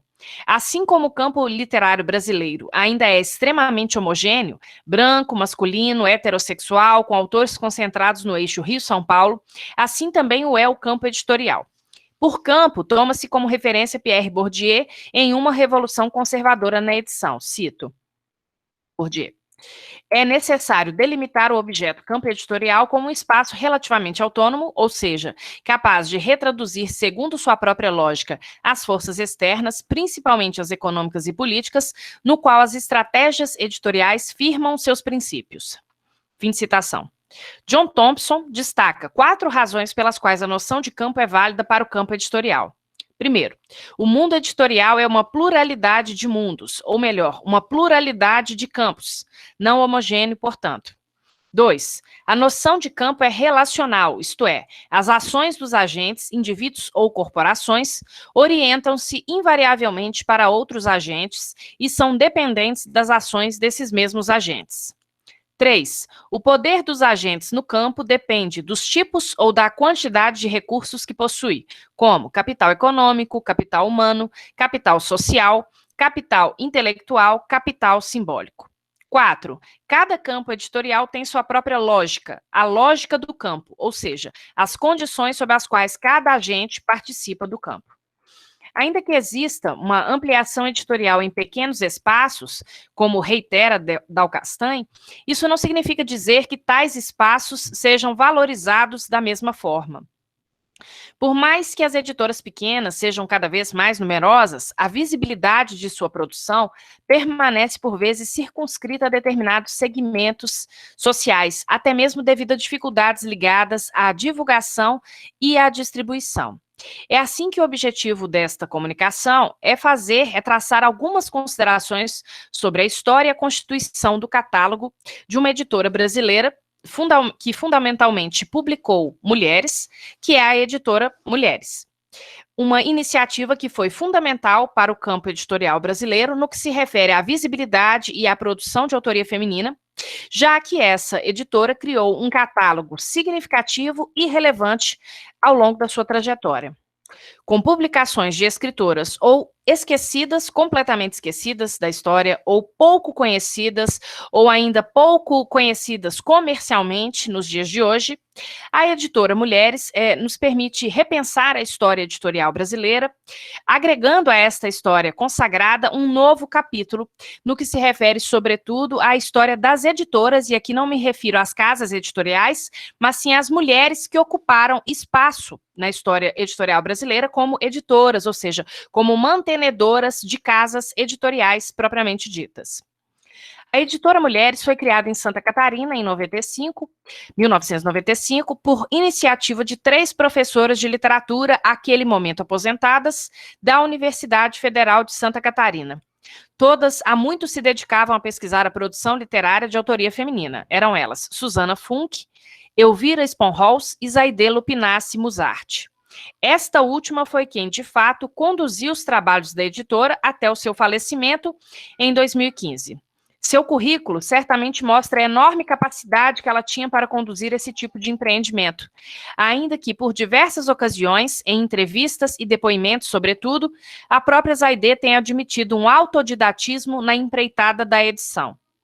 Graduada em letras neolatinas e em música, Musart era doutora em letras pela Faculdade de Letras e Ciências Humanas da Universidade de Toulouse e pós-doutora na Escola de Altos Estudos de Ciências Sociais em Paris, tendo fundado o GT A Mulher na Literatura, Tampol, com outras colegas, o Encontro Fazendo Gênero, hoje consolidado, de caráter internacional, e tendo ainda editado a revista Estudos Feministas durante largo período. Durante toda a vida, foi intelectual e pesquisadora incansável, tendo publicado aproximadamente 40 livros e diversos capítulos de livros, isso individualmente, né, como pesquisadora, e tendo ainda organizado muitas publicações e publicado um extenso número de artigos em revistas científicas especializadas. Faz-se necessário ainda uma pequena parte para se pensar das razões que facilitam o surgimento de uma editora como a Mulheres nos anos de 1990. Nos anos de 1970, nota-se uma expansão do mercado livreiro no país, conforme já ressaltado por Lawrence Hallowell. Além disso, há uma queda na taxa de analfabetismo do país, e principalmente o crescimento da população universitária, o que implica um crescimento do público leitor. Também se dá a ampliação dos pontos de venda varejistas de livros, bem como a circulação de livros mais baratos por meio de iniciativas como a do Círculo do Livro, de 1973, espécie de clube do livro que tinha muitos sócios e altas vendas. Há ainda a instalação de multinacionais no Brasil e a formação de grupos editoriais nos anos de 1980. O cenário, então, já na década de 90, era razoavelmente favorável para novos empreendimentos.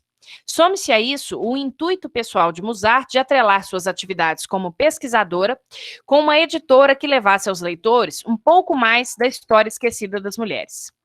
De acordo com Musart, a inspiração para a editora Mulheres veio de outras práticas editoriais feministas no mundo, como a The Femme, na França, a mais antiga, Um Quarto Próprio, no Chile, e a Virago, na Inglaterra.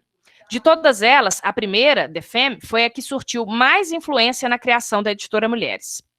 É interessante ressaltar a longevidade dessas editoras. A chilena tem mais de 35 anos de existência e a Virago, inglesa, com mais de 45, o que dá mostras da vitalidade da produção feminina, contrariando muitos discursos que asseveram que não há obras de mulheres em livrarias porque as mulheres simplesmente não escrevem.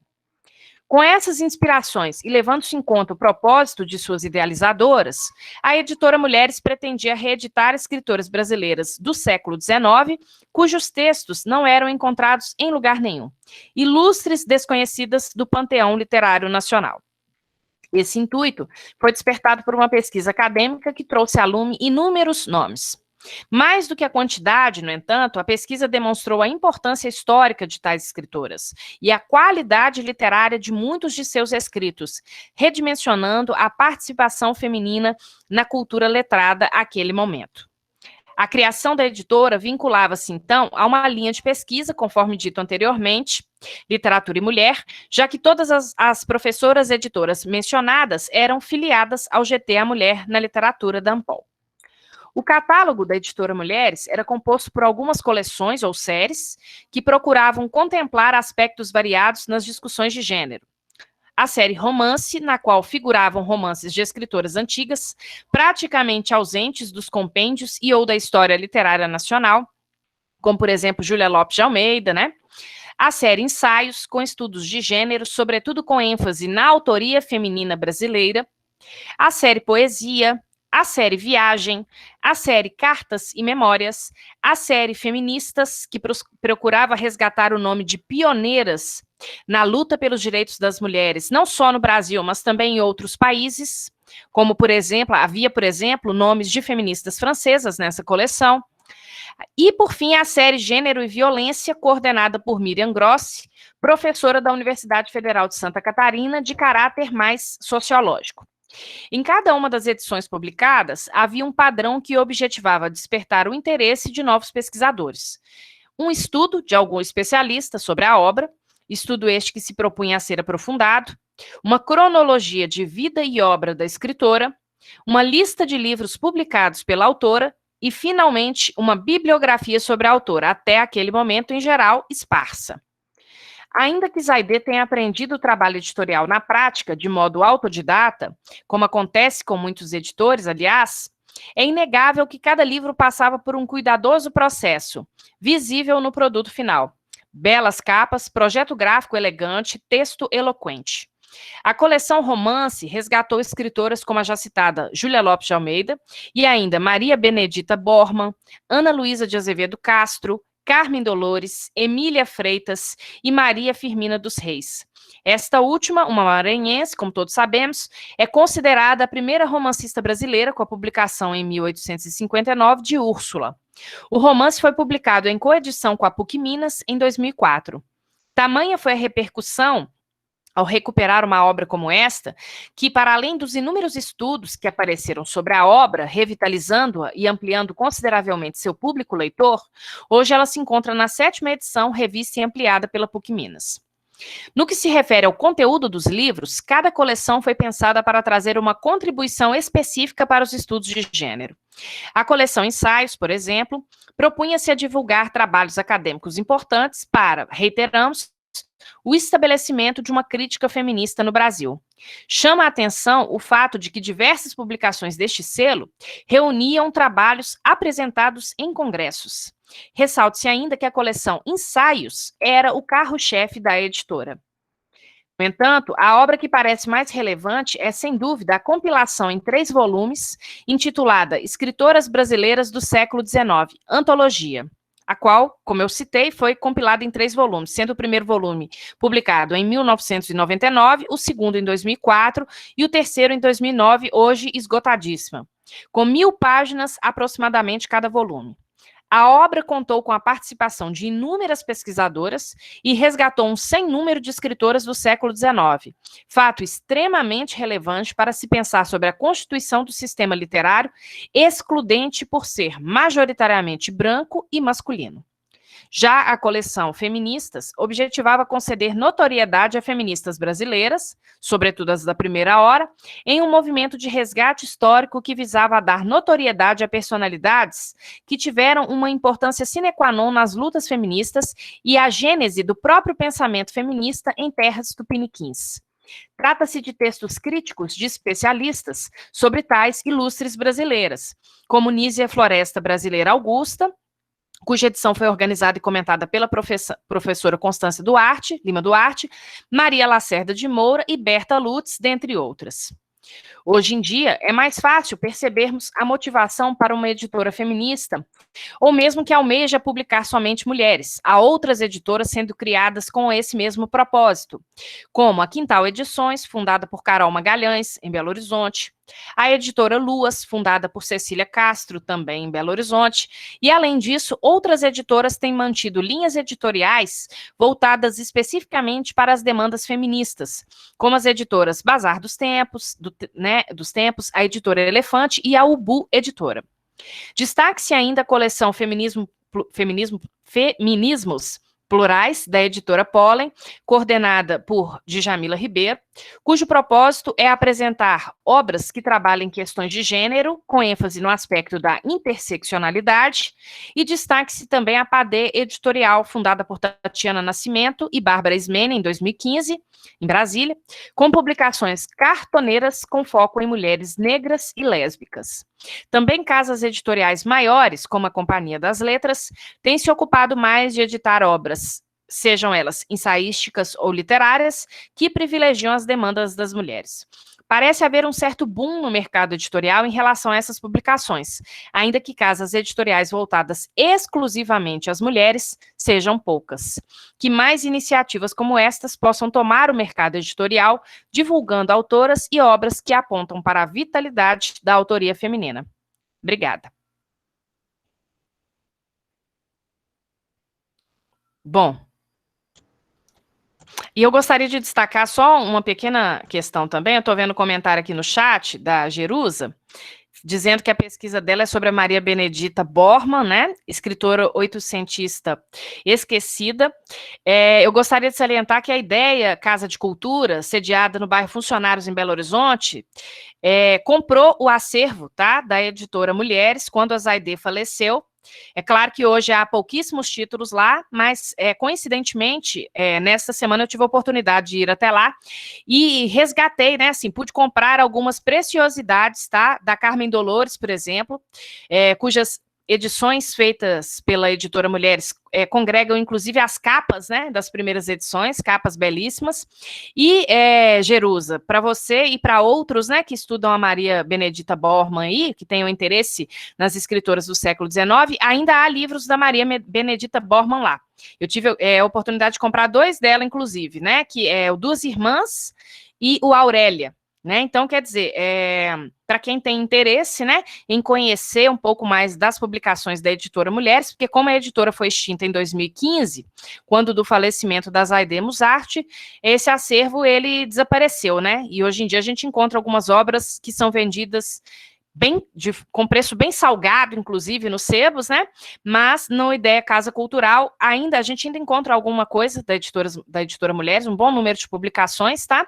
Que são vendidos no preço de catálogo, né? E só para finalizar mesmo a minha fala, eu não entrei no detalhe do catálogo, né? Que eu investiguei na minha pesquisa, a Ana Elisa, que está aqui, e o Sérgio Caran, também tem um texto já publicado sobre a editora Mulheres. Há uma divergência em relação ao número de publicações, mas estima-se que seja em torno de 100 de obras publicadas, tá? Estima-se que a editora Mulheres tem publicado aproximadamente 100 obras. Por que estima-se, né? Porque nós compilamos alguns panfletos, né? Alguns catálogos, né? Antigos da editora Mulheres, mas há divergências entre os próprios catálogos, tá? Então, muitas vezes uma obra ela aparece num catálogo, aí 2 anos depois essa obra some, aí muitas vezes a gente deduz que foram tiradas de circulação ou edições esgotadas, por exemplo, né? Outras que eram reimpressas aparecem como novas edições. Então, não há um consenso assim em relação ao número de publicações, tá? Mas estima-se que seja em torno de 100, o que já nos dá mostras, né, do pioneirismo dessa editora em pleno anos 90, né? Porque aí nós temos que pensar que nós não estamos falando nos dias de hoje, em que esse contexto do feminismo está bastante aflorado, como eu disse no final da minha fala. Mas estamos pensando nos anos 90, né? Então, essa é uma iniciativa de fôlego realmente, tá? Bom, e agora, gente, nós vamos passar, então, para as perguntas, né? Gostaria de saber se alguém tem alguma questão, alguma pergunta. Deixa eu dar uma olhada aqui no chat. Bom, a Giovana tá dizendo qual o nome do livro. É isso mesmo, Giovana. Escritoras... deixa eu buscar aqui na minha apresentação. Mas eu acho que é isso mesmo. Escritoras do século XIX. Escritoras brasileiras do século XIX. Antologia, tá? Infelizmente, até mesmo lá na Casa Cultural Ideia, né? Ideia Casa Cultural, aqui de Belo Horizonte, não tem mais essa coleção. Até lá ela está esgotada, tá? Pode ser que você encontre em algum sebo. É difícil encontrar os 3 volumes da coleção. Hoje isso é uma preciosidade realmente, né? Bom, parece que não temos ainda perguntas aqui no chat. A Jerusa está perguntando, ideia Casa de Cultura? Ô Jerusa, você pode colocar no Google, mas é aqui em Belo Horizonte, tá? Não sei se você está em Belo Horizonte ou em Montes Claros, no bairro Funcionários. É uma casa de cultura do bairro Funcionários. A proprietária dessa casa de cultura é a professora Maria Inês de Moraes Marreco, que também está participando do Diver Minas, tá? E aí você pode, inclusive, colher mais informações com elas. Bom, parece que não temos perguntas aqui no nosso chat. Eu gostaria, então, de fazer um brevíssimo comentário sobre as apresentações. Eu penso que essa mesa foi uma mesa muito instigante e que apresenta as comunicações apresentam alguns pontos de contato, né? Elas dialogam de alguma forma. Então, na apresentação da Anelisa, ela falou sobre a Lina Tâmega, né, que é escritora, né, foi escritora, editora, mas pouquíssimo lembrada como editora, né, trabalhou numa revista que era uma revista feita artesanalmente, nos anos 40, em Cataguases, né, então é uma mulher atuando no campo editorial, mas de forma completamente excêntrica, né, ou seja, fora do centro. De alguma forma, isso dialoga com o trabalho da Fabiane, quando a Fabiane traz as dinâmicas editoriais no que se refere à produção afro-brasileira hoje em Minas Gerais, né? Quando ela faz aquele levantamento lá a partir do portal Literafro, a gente consegue perceber isso também, né? Que a maioria das organizações editoriais que publicam, digamos assim, sejam elas editoras ou os chamados quilombos editoriais, buscando aí o conceito do Luiz também, né? Ou seja, sejam as associações coletivas ou seja a publicação individual, seja como for, o eixo Rio-São Paulo ainda é o eixo majoritário, né? E mesmo aqui em Minas, né, ela trouxe a questão da Masa, editora, né, em que há um certo predomínio, digamos assim, desse cenário de publicações afro-brasileiras aqui nas Minas Gerais, né, então a Masa tem um número grande de publicações, é a mais antiga, tem uma visibilidade maior, né, então quer dizer, eu acho que essa ideia de alguma forma, né, do centro, né, do centro editorial Rio-São Paulo, ele permanece, né, quando a gente vai observando, por exemplo, as dinâmicas que acontecem em Minas Gerais, por exemplo, né, poderíamos pensar também em outras áreas, é claro, do Brasil. E aí o Leonardo trouxe o trabalho dele sobre a Conceição Evaristo, muito focado na ideia da afrocentricidade, né, que é um trabalho muito interessante, ele focou bastante nos conceitos de elo e herança afro, né, e eu penso que essa questão desse elo também está muito ligada, né, a essa questão da formação dos quilombos editoriais, chegando já à fala do Luiz, né, que buscou aí nos sites, né, buscou ver os panoramas aí das editoras, os discursos proferidos, né, inclusive as autorrepresentações por parte dessas editoras, que mostram também um pouco essas redes que vão sendo criadas, né, as semelhanças, as especificidades de cada uma delas. E, por fim, na minha fala, né, quando eu trago a editora Mulheres, é mostrando um pouco isso também, uma editora situada no sul do país, nos anos 90, coordenada por uma mulher, basicamente, né, a Zaide Musart, uma editora que teve um trabalho, assim, muito bonito, não sei se muitos aqui já tiveram a oportunidade de ver as publicações propriamente ditas, mas que tinham um trabalho editorial muito cuidadoso, né, então, quer dizer, de alguma forma, todas as apresentações, elas dialogam, porque mostram questões que estão fora do campo hegemônico, né, do campo editorial hegemônico. Então, eu acho que só por trazer essas informações suplementares, né, lembrando lá da ideia do Derrida, eu acho que o simpósio ele já cumpre, né, a sua função. Eu não sei se alguém queria fazer algum comentário, algum dos participantes do simpósio gostaria de fazer algum comentário. Eu não tenho nenhuma questão propriamente para ninguém, né?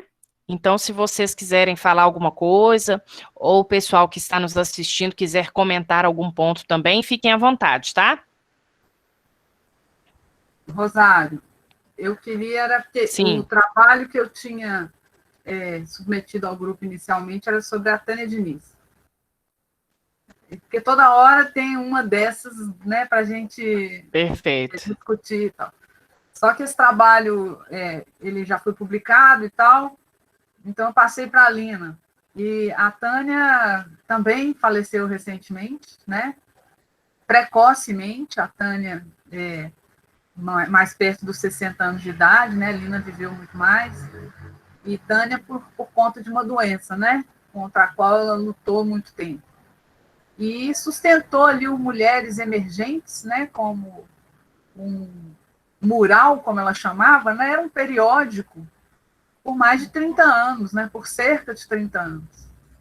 Aqui de BH, com base aí no financiamento meio coletivo, né, às vezes do bolso dela, outras vezes ela conseguiu, uma vez eu acho, um apoio mais assim, edital da prefeitura, alguma coisa assim, mas também foi uma iniciativa super importante, com essa pegada feminista também, né, publicar não só o feminino, o feminista e o erótico, né, que é outra dificuldade né, das mulheres aí. Então, eu tinha pensado na Tânia primeiro, acho que queria comentar isso aqui para não deixar de falar dela, né? E acabei trazendo a Lina, que é décadas antes da Tânia. Né? A Lina não tinha nada a ver com... O tema dela não era o feminismo, né? Mas ela queria só ser poeta e ter um espaço nos anos 40. Só não, né? Isso tudo, nos anos 40. Então, só queria comentar sobre a Tânia aqui, porque eu troquei de trabalho e não sei se alguém viu antes o que era, mas vou comentar duas figuras importantes que seguraram aí a Tânia por cerca de 30 anos, né, e a Lina com 2 números, mas as duas ficaram, né, para a história da literatura no nosso estado, no nosso país. Isso é um ponto importante, né, Ana? Quantas dessas mulheres, né, justamente ficaram aí, né, escondidas mesmo, né, ou usando aí um conceito que você mesma fala, né, inenarradas na história editorial aí, né? Quer dizer, não aparecem em lugar nenhum, né? Então, isso é um dado relevante, né? É importante, assim, porque alguém... Bom, já que dizem que escritor não escreve livro, que escritor escreve texto e alguém faz o livro, nem sempre tem alguém que faça o livro, né? Como a Fabiane mostrou aí, a dificuldade que é. Então, a própria pessoa tem que se transformar no seu editor, né? Isso é um requisito fundamental para quem está à margem. Por isso que eu fico discutindo essa história de separar essas figuras em 2 polos, porque esses polos, às vezes, não são transponíveis, né? E aí aparece esse monte de casos de gente que teve que empreender, para usar uma palavra da moda, né? Gente que teve que empreender, porque se você não empreender, você não acha espaço. Né? E essas mulheres têm essa característica, já que ninguém vai me publicar, eu vou fazer. E aí ela se transforma numa editora. Isso é muito comum nas franjas, né? A gente ficar falando como se todo mundo fosse do centro, né? Como se todo mundo fosse do discurso hegemônico, aí fica fácil, mas quando não é, não tem como. Agora, as mulheres ainda têm uma dificuldade adicional aí, que é o seguinte: a gente estava estudando o texto do Nuno Medeiros esses dias, né, sobre mais ou menos assim, a história dessa ideia de edição e de editor, que também é muito curiosa, porque esse cara ele é imbuído de um poder de autenticação, né, de legitimação, que uma mulher não tem. Né, em determinadas décadas para trás aí, era muito complicado essa mulher ser imbuída desse capital simbólico. Ela já começa mal. Então, também é difícil falar por aí, né? É curioso que essas teorias, elas acabam falando de uma figura que é uma figura, é o neutro, masculino, etc. E para falar sobre essas mulheres, como que uma mocinha de 17 anos, em 1940, funda uma revista e um movimento literário? Ela sabe disso. Eu era rica, filha de político, e ela tinha condições um pouco melhores, né, para fazer isso. E ela sabe disso.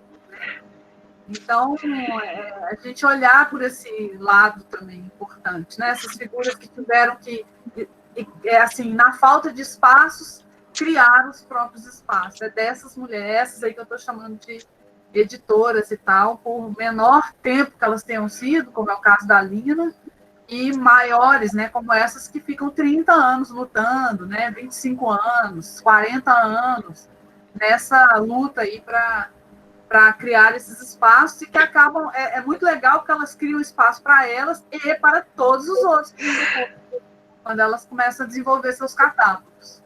Isso que eu acho mais bonito, né, nessa questão das redes, pegando uma questão que o Leonardo tinha falado aí, claro que ele se debruçou especificamente sobre a questão do afro-brasileiro, né, da literatura afro-brasileira, mas essa ideia do elo, né, eu vejo muito isso nessa questão dos autores que publicam às margens, né, sejam as mulheres, sejam os negros, as negras, né, então LGBTQ+, então quer dizer, todas essas publicações, né, essas redes que vão sendo formadas, e essa questão de se abrir um caminho, né, então eu fiquei muito entusiasmada essa semana, por exemplo, quando eu vi o acervo, porque estou chamando de acervo, né, mas o que resta, né, da editora Mulheres lá no Ideia, porque, por exemplo, eu não me lembrava que a editora Mulheres tinha uma série de precursoras do feminismo, não tinha esse nome, era a série Feministas, mas se a gente pegar um trabalho que vem sendo feito, que está começando a ser construído por uma editora perto da gente, né, que é a editora Luas, pela Cecília, por exemplo, é um trabalho muito semelhante. Aí eu até comentei com ela que eu peguei, né, que eu não tinha nenhum volume dessa coleção em casa. Eu comprei um volume dessa coleção lá no IDEC, também só tinha ele. E até mandei uma mensagem para ela na época, na hora falando, Cecília, olha o que eu achei. Então, assim, quer dizer, abriu o caminho, né? Então, muitas das propostas que vêm a seguir, elas estão ancoradas nessas mulheres, né? Nós temos que lembrar que nos anos 90 você tem a Rosemarie Muraro, né? E um pouquinho antes, né? E depois a Zaide, não tem mais ninguém, né? Fazendo esse trabalho. E é importante pensar o seguinte, outro dia eu estava num congresso lá do Rio, do Nielme lá, e rolou esse papo, assim, parecido. Por que a Cecília não sabe disso? Você ficou sabendo agora, né? Porque elas não foram narradas, ninguém registrou essa história aí, né? Então, a briga é construir essa narrativa para as pessoas saberem, olha, isso aí tem uma precursora, tem alguém que... E aí, lá no União, rolou um debate, assim, o pessoal, uma turma, né, dizendo que várias dessas iniciativas de editoras femininas, ou femininas feministas agora, jovens, eram muito inovadoras, que, enfim, uma coisa meio assim, inventando a roda, né? E aí eu insisti em dizer o seguinte, falei, olha, gente, isso é uma opção. Se a gente opta por romper e dizer que ninguém fez antes e a gente está fazendo agora, eu acho que a gente incorre no mesmo problema, a gente apaga de novo essas figuras que foram apagadas já. Se eu resolvo dizer que não tenho genealogia alguma, que nenhuma mulher antes de mim fez isso e eu sei que pode ter feito, eu estou fazendo uma opção de, sei lá, de como é que é memoricídio, como a Constância tem falado, né? E aí é grave, eu vou matar de novo, né, quem já não estava nas listas. Então, eu prefiro optar por dizer assim, vamos procurar se alguém estava lá fazendo isso antes. E, geralmente, tem alguém. Ana, eu queria pegar um ganchinho na tua fala, porque um dos desafios que se colocam aqueles e aquelas que estudam as edições editoras femininas, feministas, e que também se coloca aqueles e aquelas que estudam as edições editoras negras brasileiras, é trabalhar com rastro, é trabalhar com resíduo. Então, a meu ver, não dá para a gente trabalhar com genealogia, dá para a gente trabalhar com cartografia, porque os mapas, as trilhas, vão se colocando em camadas que se sobrepõem. E se ficarmos na visão do contemporâneo como invenção da roda, não vamos enxergar aqueles que vieram antes. E não enxergamos mesmo, não enxergamos pelas trajetórias que não são narradas e não enxergamos pelas trajetórias que são deliberadamente silenciadas. E olha que para fazer uma genealogia, se a gente quiser, ou uma cartografia, como eu estou propondo, que é o que vocês estão fazendo, enfim, uma cartografia de editoras, mulheres, a gente vai esbarrar naquelas mulheres privilegiadíssimas que tiveram condições de fazê-lo. A gente vai enxergar autores negros que, dentro da precariedade que estavam no campo, tiveram ainda um privilégio de fazê-lo. Então, não basta esses sujeitos escreverem, serem autores, como se isso fosse pouco. Essa é a menor parte. Eles têm que fazer funcionar todo o campo editorial. E olha que campo é muito maior que sistema, pessoal. Literatura brasileira não é só autor, obra pública, como Antônio Cândido queria, não.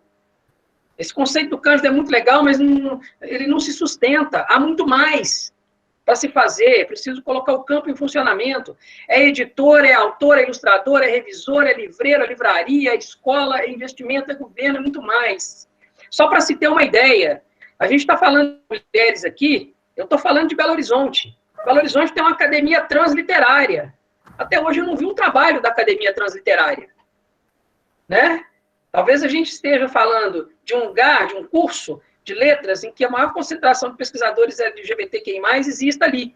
E nós não temos ainda uma representação digna de uma academia transliterária.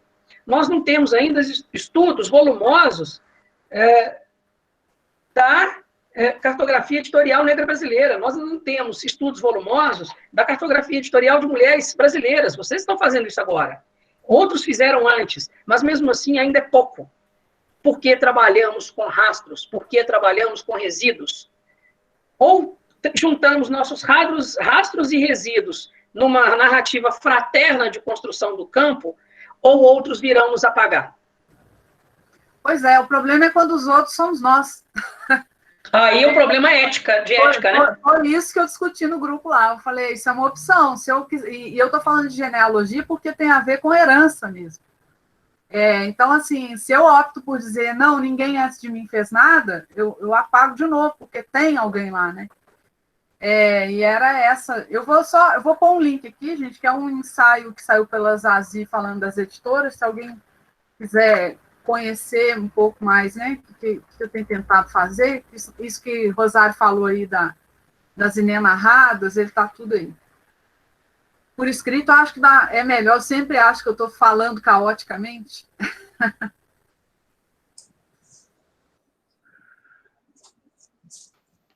Ana, não, acho que não foi nada caótico, não. Acho que né, as contribuições foram todas muito valiosas, né? E só assim, uma questão que eu fico pensando sobre esse assunto, né? Está sendo discutida aí até essa questão ética. Eu acho que é até uma questão de humildade na minha visão, sabe? Assim, porque hoje em dia, né, gente? Em pleno século XXI, a gente achar que está inventando a roda, eu acho um negócio, assim, complicadíssimo. Eu acho muito mais provável a gente fazer um estudo, né, seja ele qual for, nós temos pesquisas que vão sempre agregando novas camadas de significação a pesquisas pré-existentes, do que propriamente inventar uma coisa que ninguém falou disso, né? Então, assim, essa coisa desse ineditismo é um negócio meio difícil, né, assim, de existir. Eu acho que é isso mesmo, né, de existir. Eu acho até bonitinho, assim, às vezes há uma certa ingenuidade quando o pesquisador está começando, né? Às vezes os orientandos de TCC falam assim, Rosário, mas já falaram disso.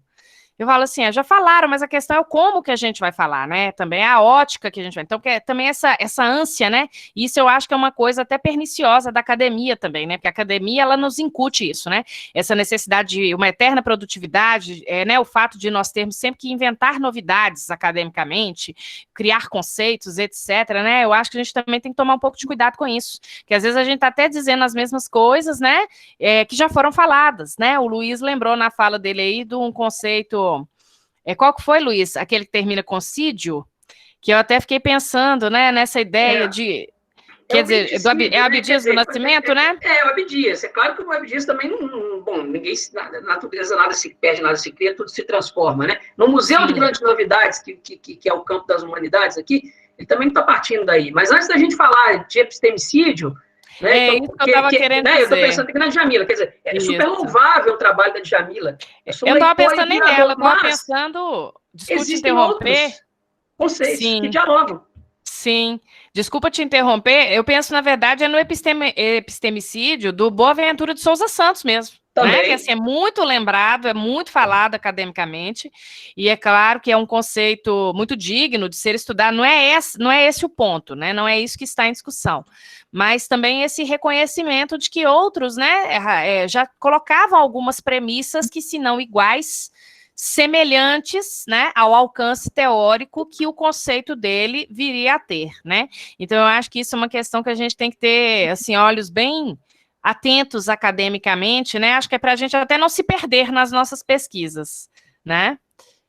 Pessoal, alguém gostaria de... A questão do respeito também, né? Ao trabalho de claro. Quem já fez, e quando se lê um trabalho que ignora, né, algo anterior, a gente não vê com bons olhos, não, né, gente? Vamos...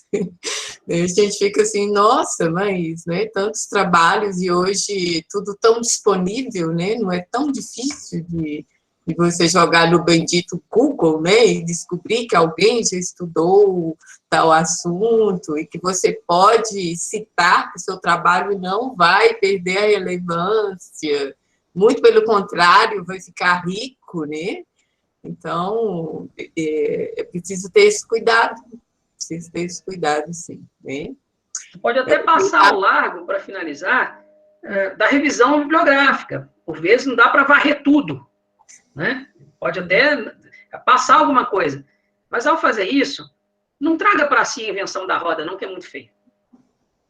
Resumindo, feio. Parabéns, tá, gente? É um assunto que não poderia ficar de fora do Diverminas de maneira alguma. Parabéns para vocês, né? Que estão aí bem à frente e outros também, né? Com o assunto, né? A temática. Perfeito. Bom, então, se ninguém tem mais nenhum comentário, né? Nenhuma consideração, acho que nós poderíamos finalizar por aqui, né?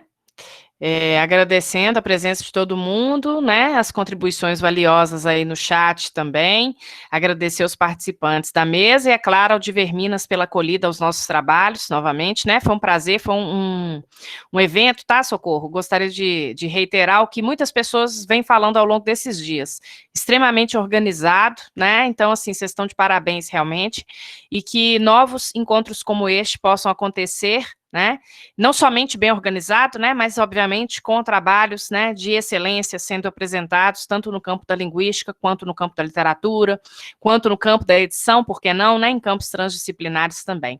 Então a gente agradece aí a acolhida às nossas linhas de pesquisa, agradecemos a participação de todos, né, e convidamos vocês para a próxima mesa, é agora às 16 horas, ou depois é só encerramento? Você quer falar um pouquinho?